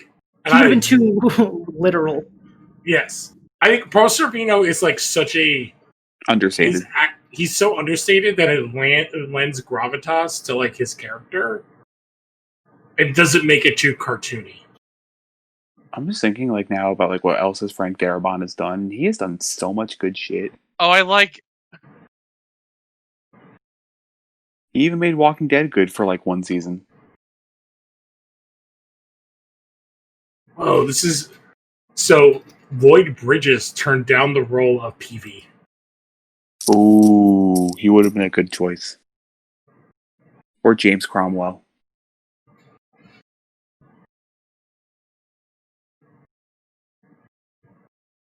This is also Hughes. this is also a funny. I do like this scene too. It's like, oh shit! Like I need to get like. Also, it's fun that like, oh, this is before the real life Howard Hughes was stuck in a mansion bottling his own piss. Yes. I do also like the fact that like the idea that like this just PV just this guy's just like, hey, I showed Howard Hughes something he doesn't know. I'm PV. Well, it reminds me again, like to go to college. I feel like it's very Iron Man, and Howard Hughes is he's got to be the bassist for Tony Stark or Howard Stark. Howard, definitely. Yeah, it's like especially if you look at the MCU version of Howard or versions. Terry O'Quinn is such an underrated fucking actor. I'm telling you, between He honestly Stepfather, he could have played Howard Stark at this age, like, and it would have been perfect. Should have played Howard Stark. I mean, like, also, like, a lot of Howard Hughes is in Howard Stark. Yes. Yeah. Well, all the actors that played Howard Stark. I'm going to keep making this reference. I just see him, and all I think is John Locke from Lost, because that is one of my favorite shows of all time. You gotta go back to the island. I've only seen one episode of Lost. Don't tell me what I can't do. Now, I wonder if this is real footage or not. Oh, it's absolutely fake. Absolutely fake.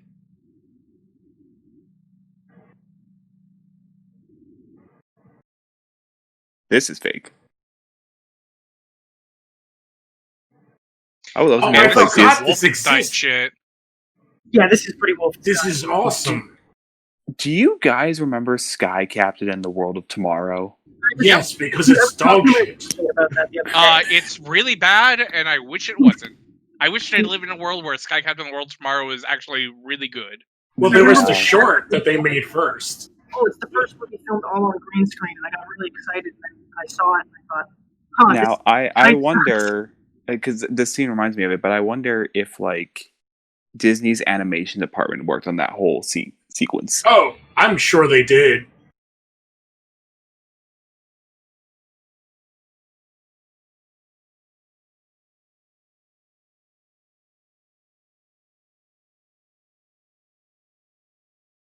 Well, what do you think of our film?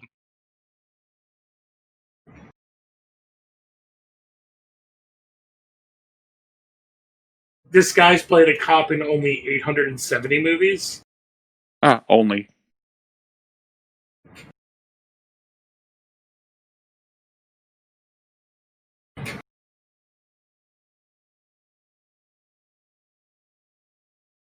Hey, Mr. Howard Hughes, the richest man at the time. Can I just borrow your rocket to go save my girlfriend? Okay, thanks. Yeah.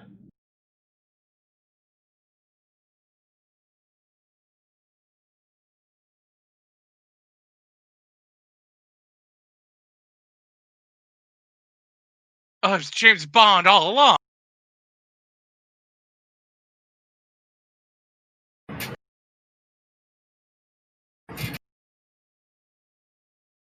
Wait, Neville Sinclair, maybe that's why he's number 3. He's a Nazi.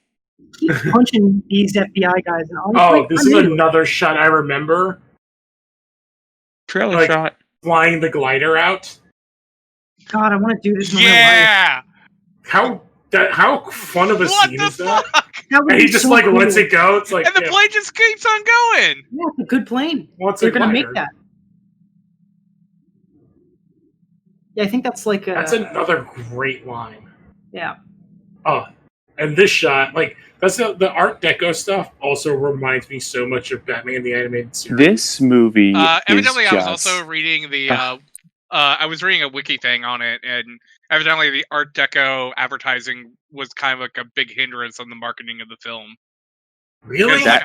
Because I guess like people didn't like Get it? because it's like it's still like instead of a brand driven thing, it's still like a star driven thing. So they're like, no one knows that Timothy Dalton's in this movie. I will say that teaser poster that they have for this movie is like one of my favorite posters of all time. The art is so good. I haven't seen that one. Oh, Lou, if you can get it up. Yeah. I was going to say, so the guy in that movie we just saw with the rocket pack, that was Dan Stevens, the creator of Rocketeer. Wild. Oh, that's really cool. I think this is the one you're talking about. Is that the one you're talking about, John? Yeah, but there's one without the credits on it. There's one. Hang on, let me get it. There's so much art. That's where, like, the Darwin Cook cover of the thing we read. Oh, yeah, I've seen this everywhere. This rules. So this is what I thought it was. Yeah, I forgot to say, like, yeah, this is the first movie I've ever seen. I think I saw this when I was, like, I would have been 4. And my family was on vacation in Puerto Rico. And my parents had to take my mom had to take my 1-year-old sister out of the movie theater so we could watch the movie. Lou, it's this one with just simply Summer 1991 underneath. Okay. Well, yeah, the color's a little bit better. But God Lou, damn, that art is so good. Lou, did you at least get to finish the movie? Oh, yeah, I watched the whole movie. Tight. I remember renting this one night, and I remember just being blown away by it. I think it was like the library or the rental store at the time.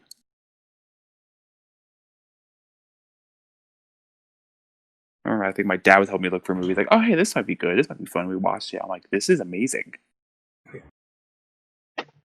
I just say this is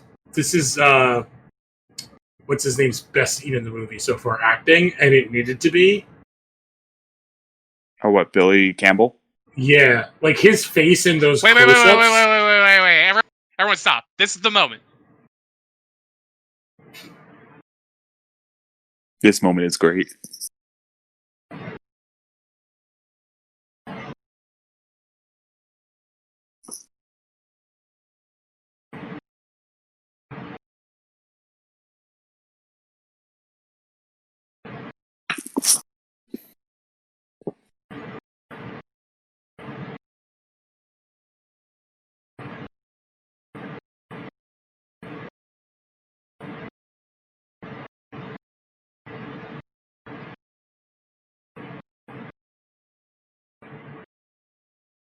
Yeah! USA! Hell yeah! USA! Hell yeah. Okay, back when it was American to not work for Nazis. Oof. Aww. Oof. I'm Canadian. That's like the one moment I remember from this movie, like very Also, vividly. It's such there a are good this line. many Nazis.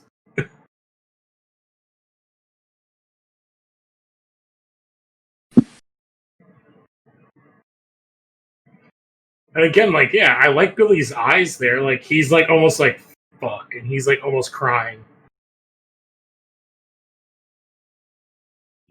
And there's just this huge blimp just hiding behind the observatory. This is movie, so good. It reminds me of Helsing Bridge. It's like something they never suspect. Zeppelins. Yeah. And then, you think they'd realize that Adam called sped backward because Dracula's going to show up, and Andrew WK is going to play in the background. It also reminds me of like. Did you see Andrew WK? Yeah, in the he was the theme song for Hellsing Abridged. I just assumed like the Rocketeer would start just fighting Nazis to party hard. Oh, I'm thinking Ready to Die. Yep. I love that there's 4 different groups in this movie, but you understand who everybody is and what they're playing for, and also he would be like really fucked up after that, right? Mm-hmm. Like he basically rocketed his face down across the grass. Why would they care about the girl? Civilian. They don't want casualties.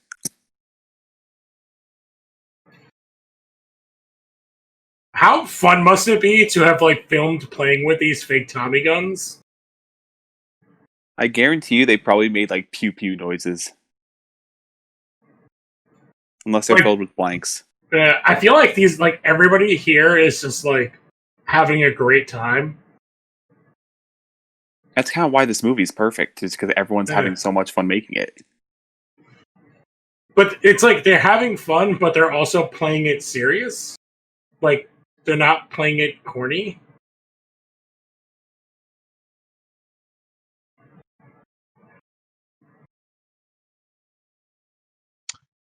Oh, hey, it's the same guy who like Was got it Indiana killed in Indiana Jones. yeah. Oh, but his Yeah, face he won't looks get just melted like this that. time. I think it's just those glasses. I think it's the hat, the glasses, the hair. Speaking, like, also the big guy is also one of the guys that gets killed in Indiana Jones. It's a different actor. I love that movie. They're like, oh, it's like the FBI and the mobster look at each other. It's like, Yeah. oh, Like, oh, hey, we may not like each other, but at least we both hate Nazis. Unification in that. which is weird because like this is 38, so I'm the history teacher and I should know this. When is Pearl Harbor? 41. So like, why would like the Look at that Americans shot. don't really give Hang a on. shit? Hang on, look at that shot. Oh, with the Ruger. And the American flag behind it? Hell yeah. Except it probably just got lit on fire, but awesome. Yeah. That was kind of very Spider-Man-esque. Go get him, kid. Oh, and the Go Get Him kid? Oh, it's so good. Mhm. Just what it... Yeah.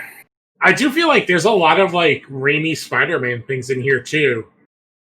With like people rooting for the guy and like the open secret kind of thing. Doesn't Raimi's Spider-Man also have a lot of Raimi's Darkman in it? Yes, it does. Well, yeah. Well, Raimi's Darkman is the movie that he made because he wanted to make Batman, and they said no. And now he's making Doctor Strange. And Raimi's Batman was, in that movie, Raimi's Darkman was going to have Bruce Campbell in the lead role, but it got Liam Neeson. And Bruce Campbell showed up at the end. Mm-hmm. Oh yeah, he's the face at the end. Yeah. God, I can't wait to see who Bruce Campbell plays in Doctor Strange. Watch, it's like one of the other heroes from a multiverse or something. He's the human form of Dormammu. I was gonna say, like, he's the voice of Shuma Gorath. Or if we're doing the multiverse, what if he's like Thanos in another universe or something? I don't even. What are other even Doctor Strange characters besides what do you call that you just said, Siler? Shuma Gorath? Yeah. Oh, this is the camera shot you were talking about. Yes. I was This is just where they about put to the say, shaky no. cam.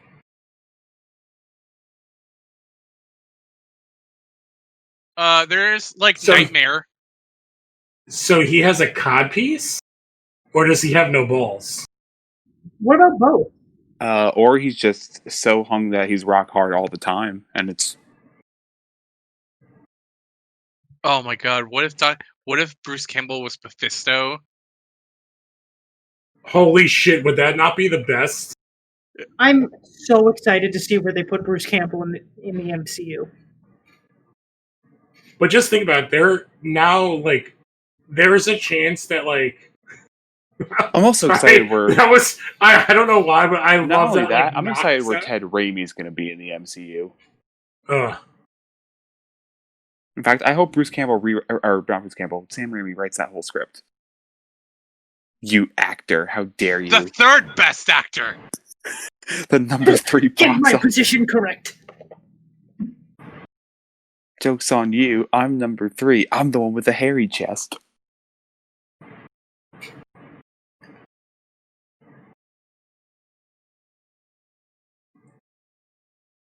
This is like an awesome, like, third act set piece. This is an awesome finale. Yeah. Like he like the fight with the big guy lasted 3 seconds. That's also very Indiana Jones. Do you guys remember that scene? Yeah. It has been so long since I've seen Indy, but I think so. It's It's been a where really long time. they're fighting by the plane, and the guy's like doing like put up. It's a Nazi, and he's like put up your dukes. And then Is that and where the plane Indy lifts the guy up? No, the plane is turning, and he just like stalls, and then the propeller of the plane just chops him up. Yeah, it's great. Oh, there we go. Oh, Chekhov's gun. Chekhov's Talk about gun. like something going from the first shot of the movie all the way to the ending.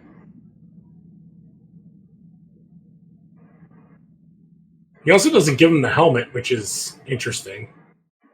Because he doesn't know that it's vital.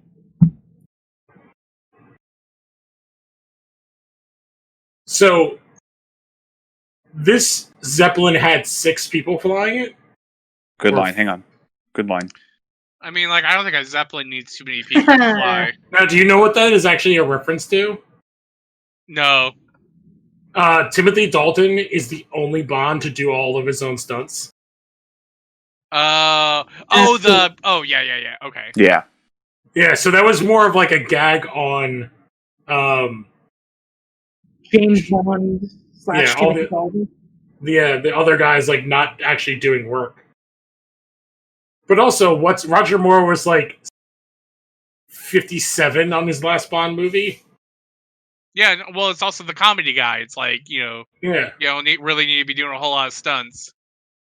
Well, he wasn't supposed to be the comedy guy when he started, because he was doing a TV show that was basically the exact same thing.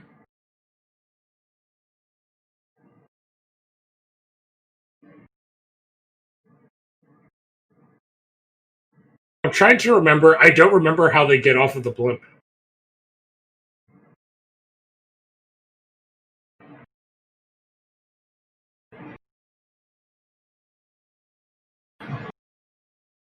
You should be the number 5 actor.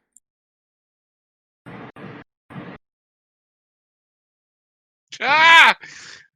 I'll be honest. Cheesy bastard. His role in Toy Story is basically like this role. Like, he basically is all about, like, it's acting.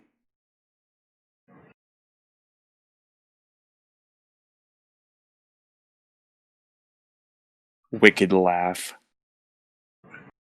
What a way to go, you know? Oh, that definitely is very Indiana Jones. Very Indiana Jones, very Sam Raimi Darkman. Oh wait, so what did it say? Is it So Hollywood's original name was Hollywoodland, and then in the 30s, a fire happened on the Hollywood Hills and burned down the land half, and then everybody just kept Hollywood. That's clever. So this is the kind of cute way of them being like, oh, this is why it's called Hollywood. And then in 2015, someone stole the D and it became Hollywood. The last good thing to happen. Yeah, and then in 2020, all of California burned to the ground. Yeah, it stunk so much. Yeah, and hey, man, most of Portland did. Yeah, dude. Same with most of Oregon did. Okay, I love this shot. I remember this. Oh, and he's on a thing. Oh, this is how they. Whoa! escaped. Howard Hughes has a drone. He has a something copter.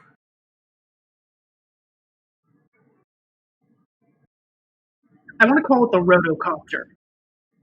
I think that's a good name for it. This is really good CG with the explosions behind him. I've read that's a shot. That's another shot I remembered my entire life. They're like, ah.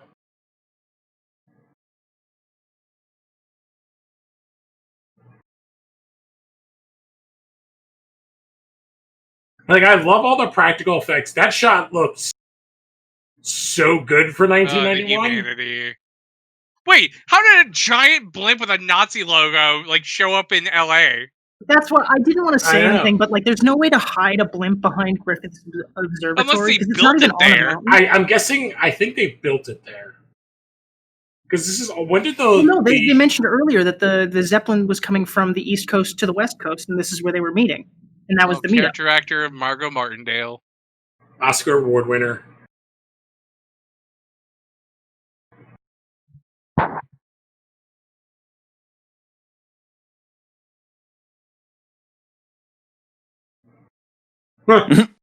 It's a great line. That's excellent. I bet that was ad-libbed.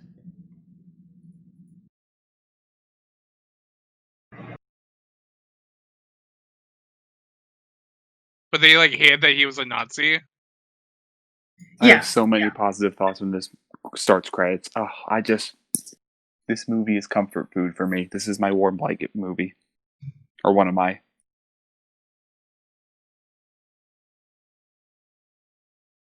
So they just drive a plane down the street.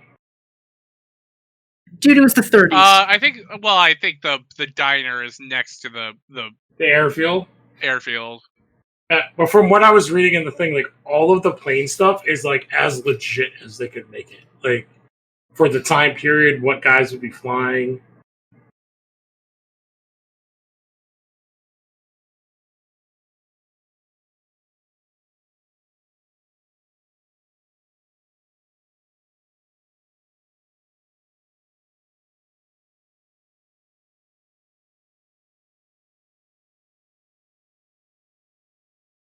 Oof. That's What a good nice. line. That's nice. That's a great line, though. That's nice. If you excuse me, I have to go collect piss in the jar. I also just learned something. I did not know Jennifer Connelly was married to Paul Bettany. Oh yeah, that's why I kind of like the fact that she's in Homecoming. Wait, who is she in Homecoming? She's Spider-Man's suit in Homecoming. Holy shit, I did not know that. Yeah, that's why I thought it was a nice touch. I he's swear Vision. to God, you just in the. I did not know that. Yeah, neither Yeah. did I, actually. That's really cool. Yeah, Holy Jennifer Connelly. crap. Because, yeah, she's in the shitty Hulk movie. Shitty Oh yeah, in, she's Betty Brant. Yeah, Betty Ross. Betty Ross. Betty Ross. Yeah. Betty Brand is a character that I don't It's know. Spider-Man. I think Betty Brant's a Spider-Man character. Mm-hmm. Oh, yeah, she's the one that works at the paper, and what's her name plays her in Elizabeth the Raimi Banks. ones. Yeah. Betty Brant is the one that is dating Eddie Brock for a while. Yeah, she's the she's Triple J's secretary. No. Betty Brant Jennifer dates Flash Thompson, who is also Venom. But Jennifer in the new Spider-Man movie, she's the one that's dating what's his name, his friend in not Far From Genki. Home. Ned. She's dating Ned. Yes. But Jennifer Connelly is Karen, the suit in Far From Home. I did not know that. Homecoming, excuse me. I just want to say, PV is my hero for that last line there. He just wants to talk. Wait, Betty Brant does not date Flash. Who am I thinking of? I have no idea. But yeah, I don't Betty know. Brant's one of Peter's exes. What a great last shot, you know? Like, yeah, it's like all positive, pretty much. Oh, what a movie. What a fucking movie. A fucking really good one-off movie, you know? That should get more, but, you know. Yeah, it should get more. It should have had more, but, like, fuck, it's perfect as is. A nice self-contained story. No, like, sequel baiting, no worrying about, like, oh, man, it left off a plot point. Like, no, it's all there. You got a little tease of being like, maybe there's a Rocketeer in the future, but everybody's thumbs up and smiles the entire time. I think for me, the big thing, and I guess I'll get into my thoughts I'm thinking of about... Liz Allen. Oh, okay. Okay. Yeah, that was his ex-wife, right? I guess I'll say what I think about the movie now, because it's over and I have so much to think about. The movie has always been one of my go-to, like, feel-good movies. Like, the movies you watch when you're in such a bad mood, or you've had a terrible day and you need to throw on something that'll make you happy. That's what this movie is to me. The movie is just... I think it's perfect in every shape or form. It's just amazing. Yeah, it is so much fun. I do think it kind of suffered from when it came out. Like, it's so weird that, like, I think if this movie, almost like beat for beat, even with like if you just made it come out now, it would crush. There's just so much good things about it. It just happened to be in, like, one of the years that had, like, the summers that has, like, all of the greatest movies, including, like, one of the top 5 biggest movies of all time that came out the week after. I think like also like it doesn't help that it's a new property based off of like an old like A new comic I based think off of an old idea. I think if the Rocketeer came out like in 1988, I think like the Rocketeer would have been like a huge hit. But like I think in like a post Batman world, like I don't know, man. You could have released the Rocketeer in like 1990, 91, 92, or 93. And like I think it still would have had like the same success it has now and the same cult following as like, you know, other superhero films that kind of like didn't like gain huge traction like a Dark Man. But like I don't know. Like I think it's far more well remembered than, the Shadows or the Phantoms. Oh, it's not just think well remembered; it's a better movie than those. I think even like more well remembered and than the Dick Tracy's. But like I don't know, man. I think the Rocketeer would have been huge in the 80s, but I think in a post Batman world, it's just it's hard to kind of find a home for something like it. Like I think like something like Captain America succeeds, which is still in the Rocketeer mold, because at the end of the day, the first two words in that title are Captain America. Oh yeah, I'm actually not the first two disagree titles, with the first two words is Marvel's presents you there. Captain America. So the first four. Yeah, like I get like this is still when like comic book movies weren't like they weren't presenting them as that, so it was kind of like people didn't know it was a comic book. So like that part of it's not there. It's more of like that pulp Indiana Jones thing.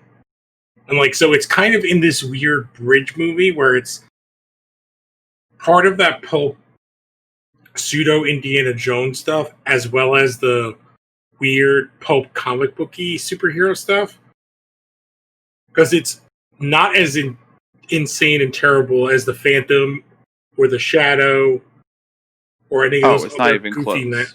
those goofy 90s like pulp superheroes where it's closer to the indie. I feel like it's closer to Indiana Jones in like its realism-ishness and less superhero-ness. It also has like way better cast than all of those other movies besides like Indiana Jones and Dick Tracy. Like Dick Tracy's like a whole. I feel like Dick Tracy's like a different thing because it's going so hard into being like a. Dick Tracy's another beast entirely, for sure. Yeah, I feel like Dick Tracy's almost like Proto Sin City in some ways. So I'm gonna throw out a film here that I think the Rocketeer has like a lot of kinsmanship with, and very much kind of like suffers from like the highs, like has the same highs and the same lows, and like it was also just kind of like released at the wrong time. That has also become like a universal like fan favorite, and I think that film is Speed Racer. Oh, like I think like Speed Racer was also released like a week after Iron Man and a couple weeks before The Dark Knight. It was vastly overshadowed by the contemporaries of the time, but like did not find its niche. Like it had like a very dedicated audience at the time, but is very much like in the years preceding it has like very much found like a very dedicated audience that like swear by the film. Like Yeah, I'll sing the praises. I'll sing the praises of Speed Racer to my dying death. And like I will let you know. Go ahead. Right, I will let you know right now. That's awesome, but at the same time, don't go too much into detail because we may or may not be doing this at some point. Okay. Yeah. I'll say this is like like the last thing I just wanted to say was like revisiting like the Rocketeer. Like, I think the Rocketeer is better than the Mask of Zorro because I think it flows a lot better. But like, and I really like a lot of the characters, and I think it's like I don't know if we necessarily need like a new revival of Rocketeer. I think it's like really neat that they have like a female centric animated kids version of the Rocketeer for a new generation now to kind of rediscover that character. And I think that's like kind of like the best version that you can have for that character like currently. But like those those comics we read from IDW are really great and kind of like really like they have all the best qualities like of the film like in those comics, and like the Rocketeer as a singular film I think it's like pretty perfect, like and pretty great. Yeah, I think for me this is definitely going somewhere. Like, I don't know if I'd tie this for number one, but I probably would tie this for number one pretty much because it's hard for me to pick between this and Mask of Zorro. Excuse me. I think this movie is perfect in almost every single fashion. Characters are wonderful. The plot moves. The story moves quick, like brisk pace, which is nice. The action's great. There's just this really nice, wholesome quality to it that I think really helps with the movie. It's short, sweet, simple, and never outstays its welcome, and constantly rewards you. Like that movie is like what, like 95 minutes. Yeah, like it was an hour. Like no wasted scene, no wasted character. Like gets in, gets out. It is an hour and 48 minutes.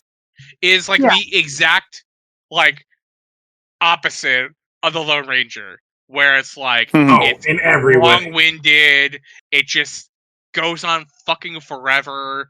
Like it just like doesn't know like what the story wants to tell. Oh, this has a very simple, streamlined story, and it gets like it never is not there. It just goes. Yeah. To me, I think. Yeah, go ahead. I was gonna say like the one thing I was thinking of was like I think this is a movie that it suffered from being the last kind of good movie that had that 80s nostalgia for the 40s. And Terminator 2 is a perfect movie to show like where everything changes. So like instead of looking back, the trend flips. And like in the 90s, from the 80s to the 90s, where we're looking like forward to technology and not backwards. Which is why like that's where those Indiana Jones things happen. And I think Batman's a little bit in there, but like I think it's more of like that sci-fi, which we're doing like pulp sci-fi, like that sci-fi takes a flip in the late 80s, 90s away from the pulp nostalgia sci-fi stuff into like that like dark kind of futuristic sci-fi that we get from Cameron. Like Cameron changes like sci-fi in the late 80s and 90s. I think like sci-fi, because it's like there was like that. I actually like really like it, but like there was that 4-year period of futuristic dystopia that kind of only exists from like 1991 to about 95, and it's like the Mario Brothers movie, Judge Dredd, Johnny Mnemonic, Demolition Man, and it's like that very brand specific like future I think probably the best of them is the Fifth Element, but it's like that very brand specific like futuristic. And Fifth Element's kind of like even the outlier of them because it's more colorful. Like all those other ones are very more dark and dystopic.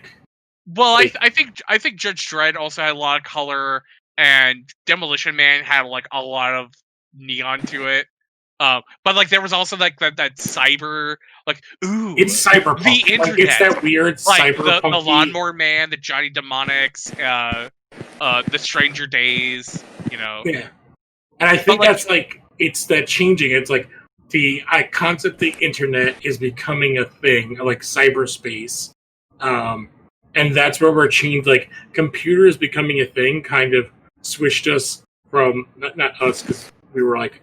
Me and Siler were kids, and then you guys weren't even born yet, probably when this movie came out. Like, from this people from this nostalgia of like the World War II stuff to this like, oh, we see the future coming, and mostly people are like, oh, it's bad, and that's where we should see this like sci-fi stuff, as opposed to this kind of. And I think it's why still like these pulp sci-fi-ish characters don't work, which is why like we never hear about like Doc Savage, which they talked about for making a minute with The Rock for a while years ago. It's like that kind of. It's that weird like 40s exceptionalism. I think like also like a lot of those characters and a lot of those stories also are like very much rooted in like very like hard racism. Like that's why the Venture Brothers is such a good re-envision of like old pulp characters, because it's like it kind of just it pokes fun at it all. Like it takes the shit out of it, Yeah. And that's why I think Flash Gordon, like a new Flash Gordon could work, but like I also think just like the sensibilities of like the current day climate of filmmaking, it's like, oh, they would try to make it like dark, grim, and gritty. No, they did that. They made a Flash Gordon TV show in the 2000s, and it was dark, grim, and gritty, and it was dumb. Yeah, I think Flash Gordon, like I think the 80s Flash Gordon, like even like with like the racism that kind of exists within that film, is still like the best version of a movie's version of Flash Gordon you can ever get. Because it's insane. Yeah. It's an insane movie. Yeah, like, and it's like I think like you could do like a modernized version of like Johnny Quest in like a really cool way. Which is like my version of a pulp character. Like fuck me, like it's like do you remember Sally? Because we're the same age. Do you remember the New Adventures of Johnny Quest in like the that show rocks. Like, I love that show. That show was so good. Yeah, like I think that show is like really neat. And like I think like, but it's like I also think like also Johnny Quest kind of like, it's like the main problem with Johnny Quest is like, how do you address Haji? It's like, is he adopted? Is he like a family friend? That's one of the two big things. It's like, is he adopted? And what's the deal with Dr. Venture with Dr. Quest and was it it's not Ace. Race? What's Race?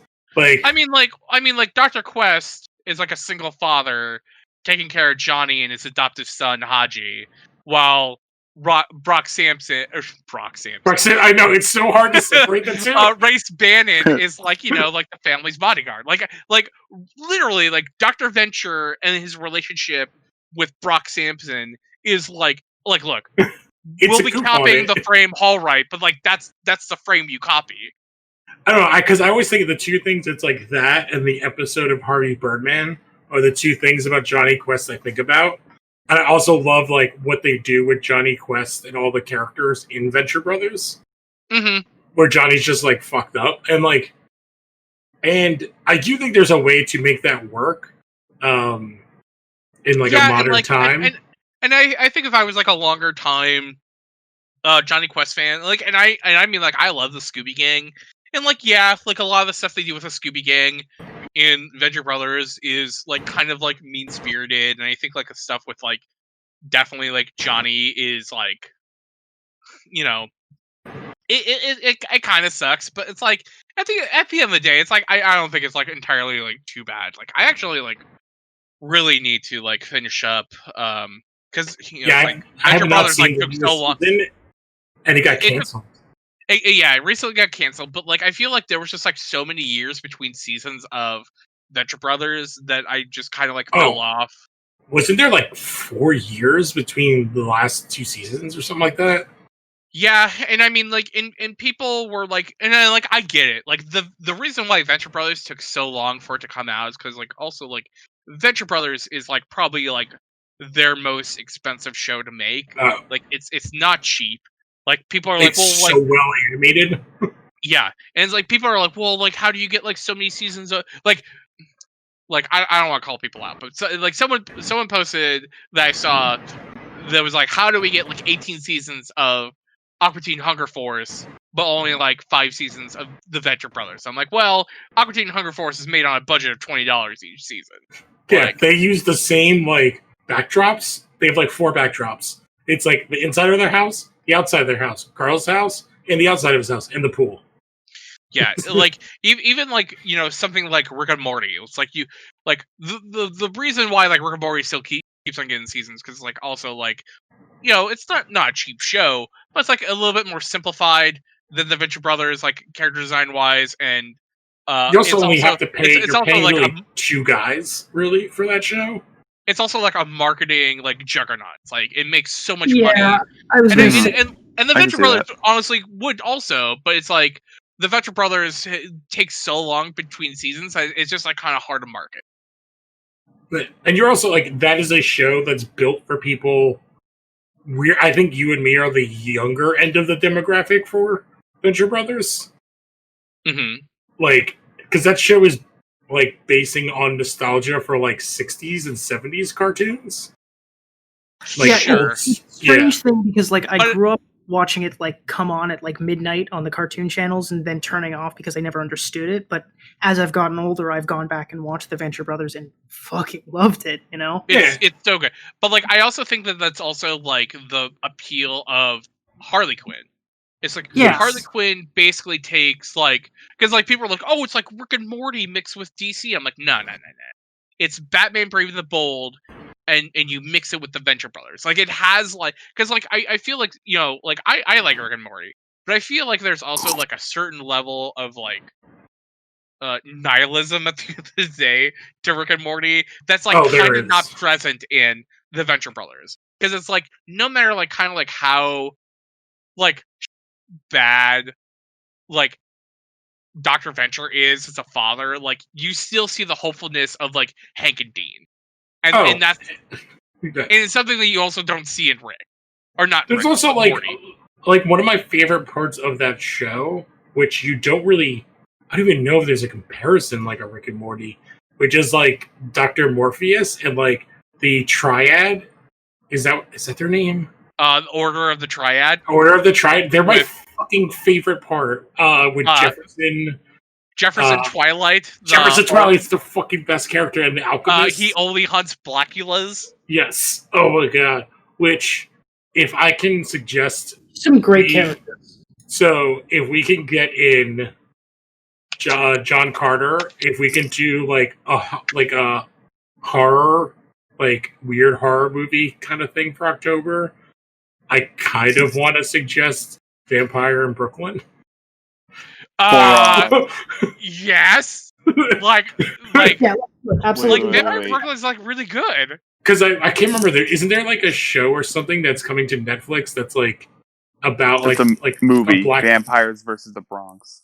Vampires versus the Bronx? Is like, oh my god, is this like a sequel to Vampire in Brooklyn?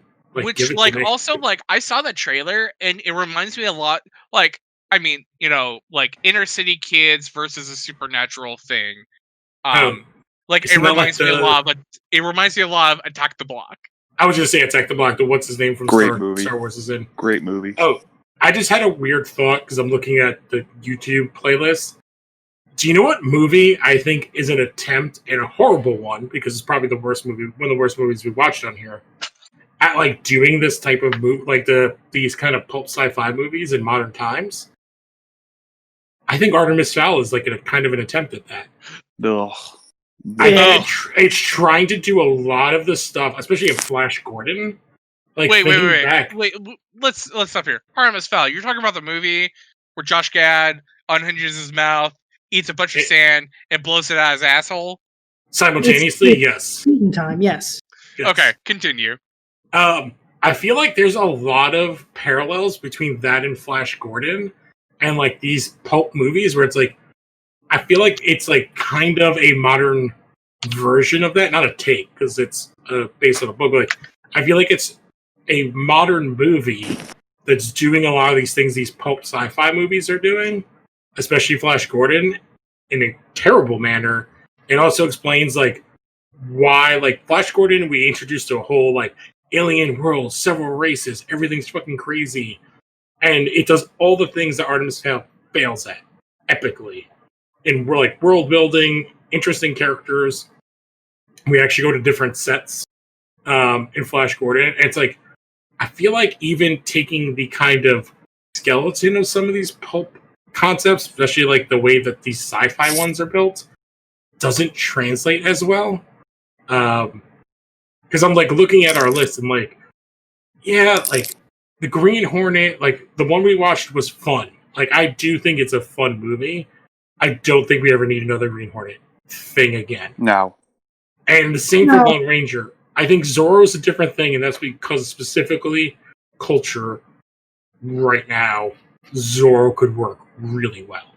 Now, I really want to ask yeah. a question. I have a question, and this is a little off topic. So we're going to do John Carter next week. Then Yes. I'm down for is it a horror like an offshoot sort of thing, like a one-off, or are we doing a trilogy? If we could come up with 3 kind of weird, not normally done horror adjacent things for October, I would be fine. I would do All right, that. and then after that, is that going to be anime? Because we know we talked about anime trilogy. Would we want to do anime, or what was the other one? Was it like 90s cartoon? Like toy cartoons, like Turtles or Transformers or G.I. Joe or something. Ooh. I would love to do Turtles.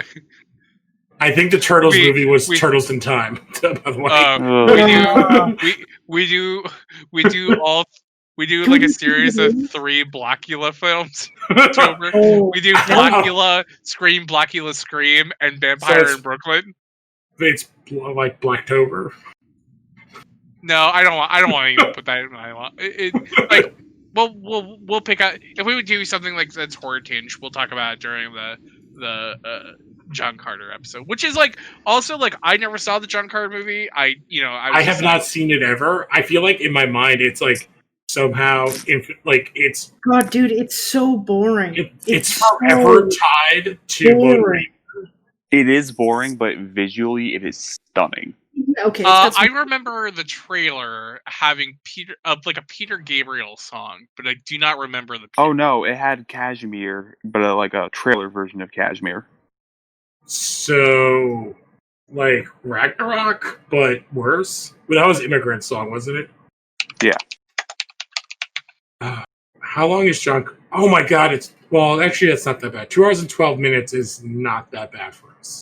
No, we should start a little earlier though for next time because it is. All right. So, because I stepped out for a second, has everybody given where Rocketeer ranks? Yeah, it's number 1 for me. Yeah, number 2, probably tied with number 1. I think it's my number 2. I still would. Because like for me, I rank based on like rewatch, like not rewatch, but like my urge to rewatch, and I feel like I could rewatch Zorro right now. And yeah. I mean, I mentioned earlier, like, or not earlier. I mentioned a couple weeks ago, but like, I saw this earlier this year, and I've seen this twice. Watching a movie twice in 1 year is a lot for me. Yeah. So I love this movie to death. I'll watch this anytime. Yeah. Hell yeah. I do think like it's if you remove the Lone Ranger, like the other 3 movies we did, 3 out of 4 are like 3 of the most fun movies I think we've watched. In Zorro, Flash Gordon, and The Rocketeer. Like, Flash Gordon is not a good movie, but it is a fun movie with the best soundtrack we've had. I'm looking to see what else we have done. Sky High. Sky High was fun. Cats part, but sure. Yeah, Sky High is fun, but Sky High is like it's a Disney kids movie, so like it is what it is. I still like it. I've seen it more times than an adult man should have seen that movie. But and like in Green Hornet, like it's weird. It's like I'm looking at like the things we've done, and like after Artemis Fowl, we've done. But if you remove Lone Ranger, like they're all movies I really enjoyed. Batman and Robin. Like Batman and Robin is bad, but it's a fun bad movie. Yeah, no, it's totally I would legit like rather watch Batman Robin than the Green Hornet, the Lone Ranger, like Artemis Fowl. Like Artemis, fuck Artemis Fowl. Well, the thing is, when we started, we did like 5 bad movies in a row, arguably. Like, yeah. Here's the thing. Here's the thing that will like shock audiences. I would rather watch Batman Robin than Cats. Like, sorry to break it down. Yeah. I honestly think the time has been kinder to Batman and Robin than most of the other like kind of films we've seen. You know. Oh, and I think part of it is because of the other DC movies that have come out. Like, Wait, Skylar. And I also kind of like really want to watch Batman Forever because I remember people are like shitting on that movie, and I don't think that movie. Batman Forever is possibly my favorite Batman movie of those 4. Yeah. Really? I mean, Returns is my favorite. Like, but Jim Carrey and Val Kilmer is possibly my favorite of that era Batman. Like those 4 movies, Batman. And I think Jim Carrey is so well cast and does so much heavy lifting. He has so much charisma going for him. The only bad part of that movie is Tommy Lee Jones, which is insane to say. Yeah, like, Jim Carrey is like not my Riddler. Like, he's not kind of like what I wanted out of the Riddler, like on a major screen. But like, I think he like does like a good enough job in that movie. Yeah. I'd be down to do Batman Forever as like a one-off sort of thing. Absolutely. Oh yeah, I think we can do maybe before if the Batman movie is coming out, we could do that. Batman. So yeah, I think that we've all kind of done our rankings, so we can wrap up. Quick round of plugs or anything else we want to talk about? Plugs are fine. Yeah, plugs. I don't have any plugs, so you guys go ahead. Okay. You can find me at Twitter. I'm at QuestionConnor, and then you can find me at Instagram at maybeConnor, and then support your local hockey game. Isn't hockey over? I mean, like the hockey video game. Oh, Yeah, okay. I think that comes out next week. The Kings won, right? Sure. I don't know. You're Canadian. I thought that you innately know. It's like Wi-Fi. No. Yeah. No. Look, I'm best thought- friends with the Queen of England. I don't have like hockey. I didn't subscribe to that when I was in 5th grade. Oh, I thought it was Tampa Bay Lightning. Oh, the Lightning. Yeah, whatever. Okay. Nice. Go us.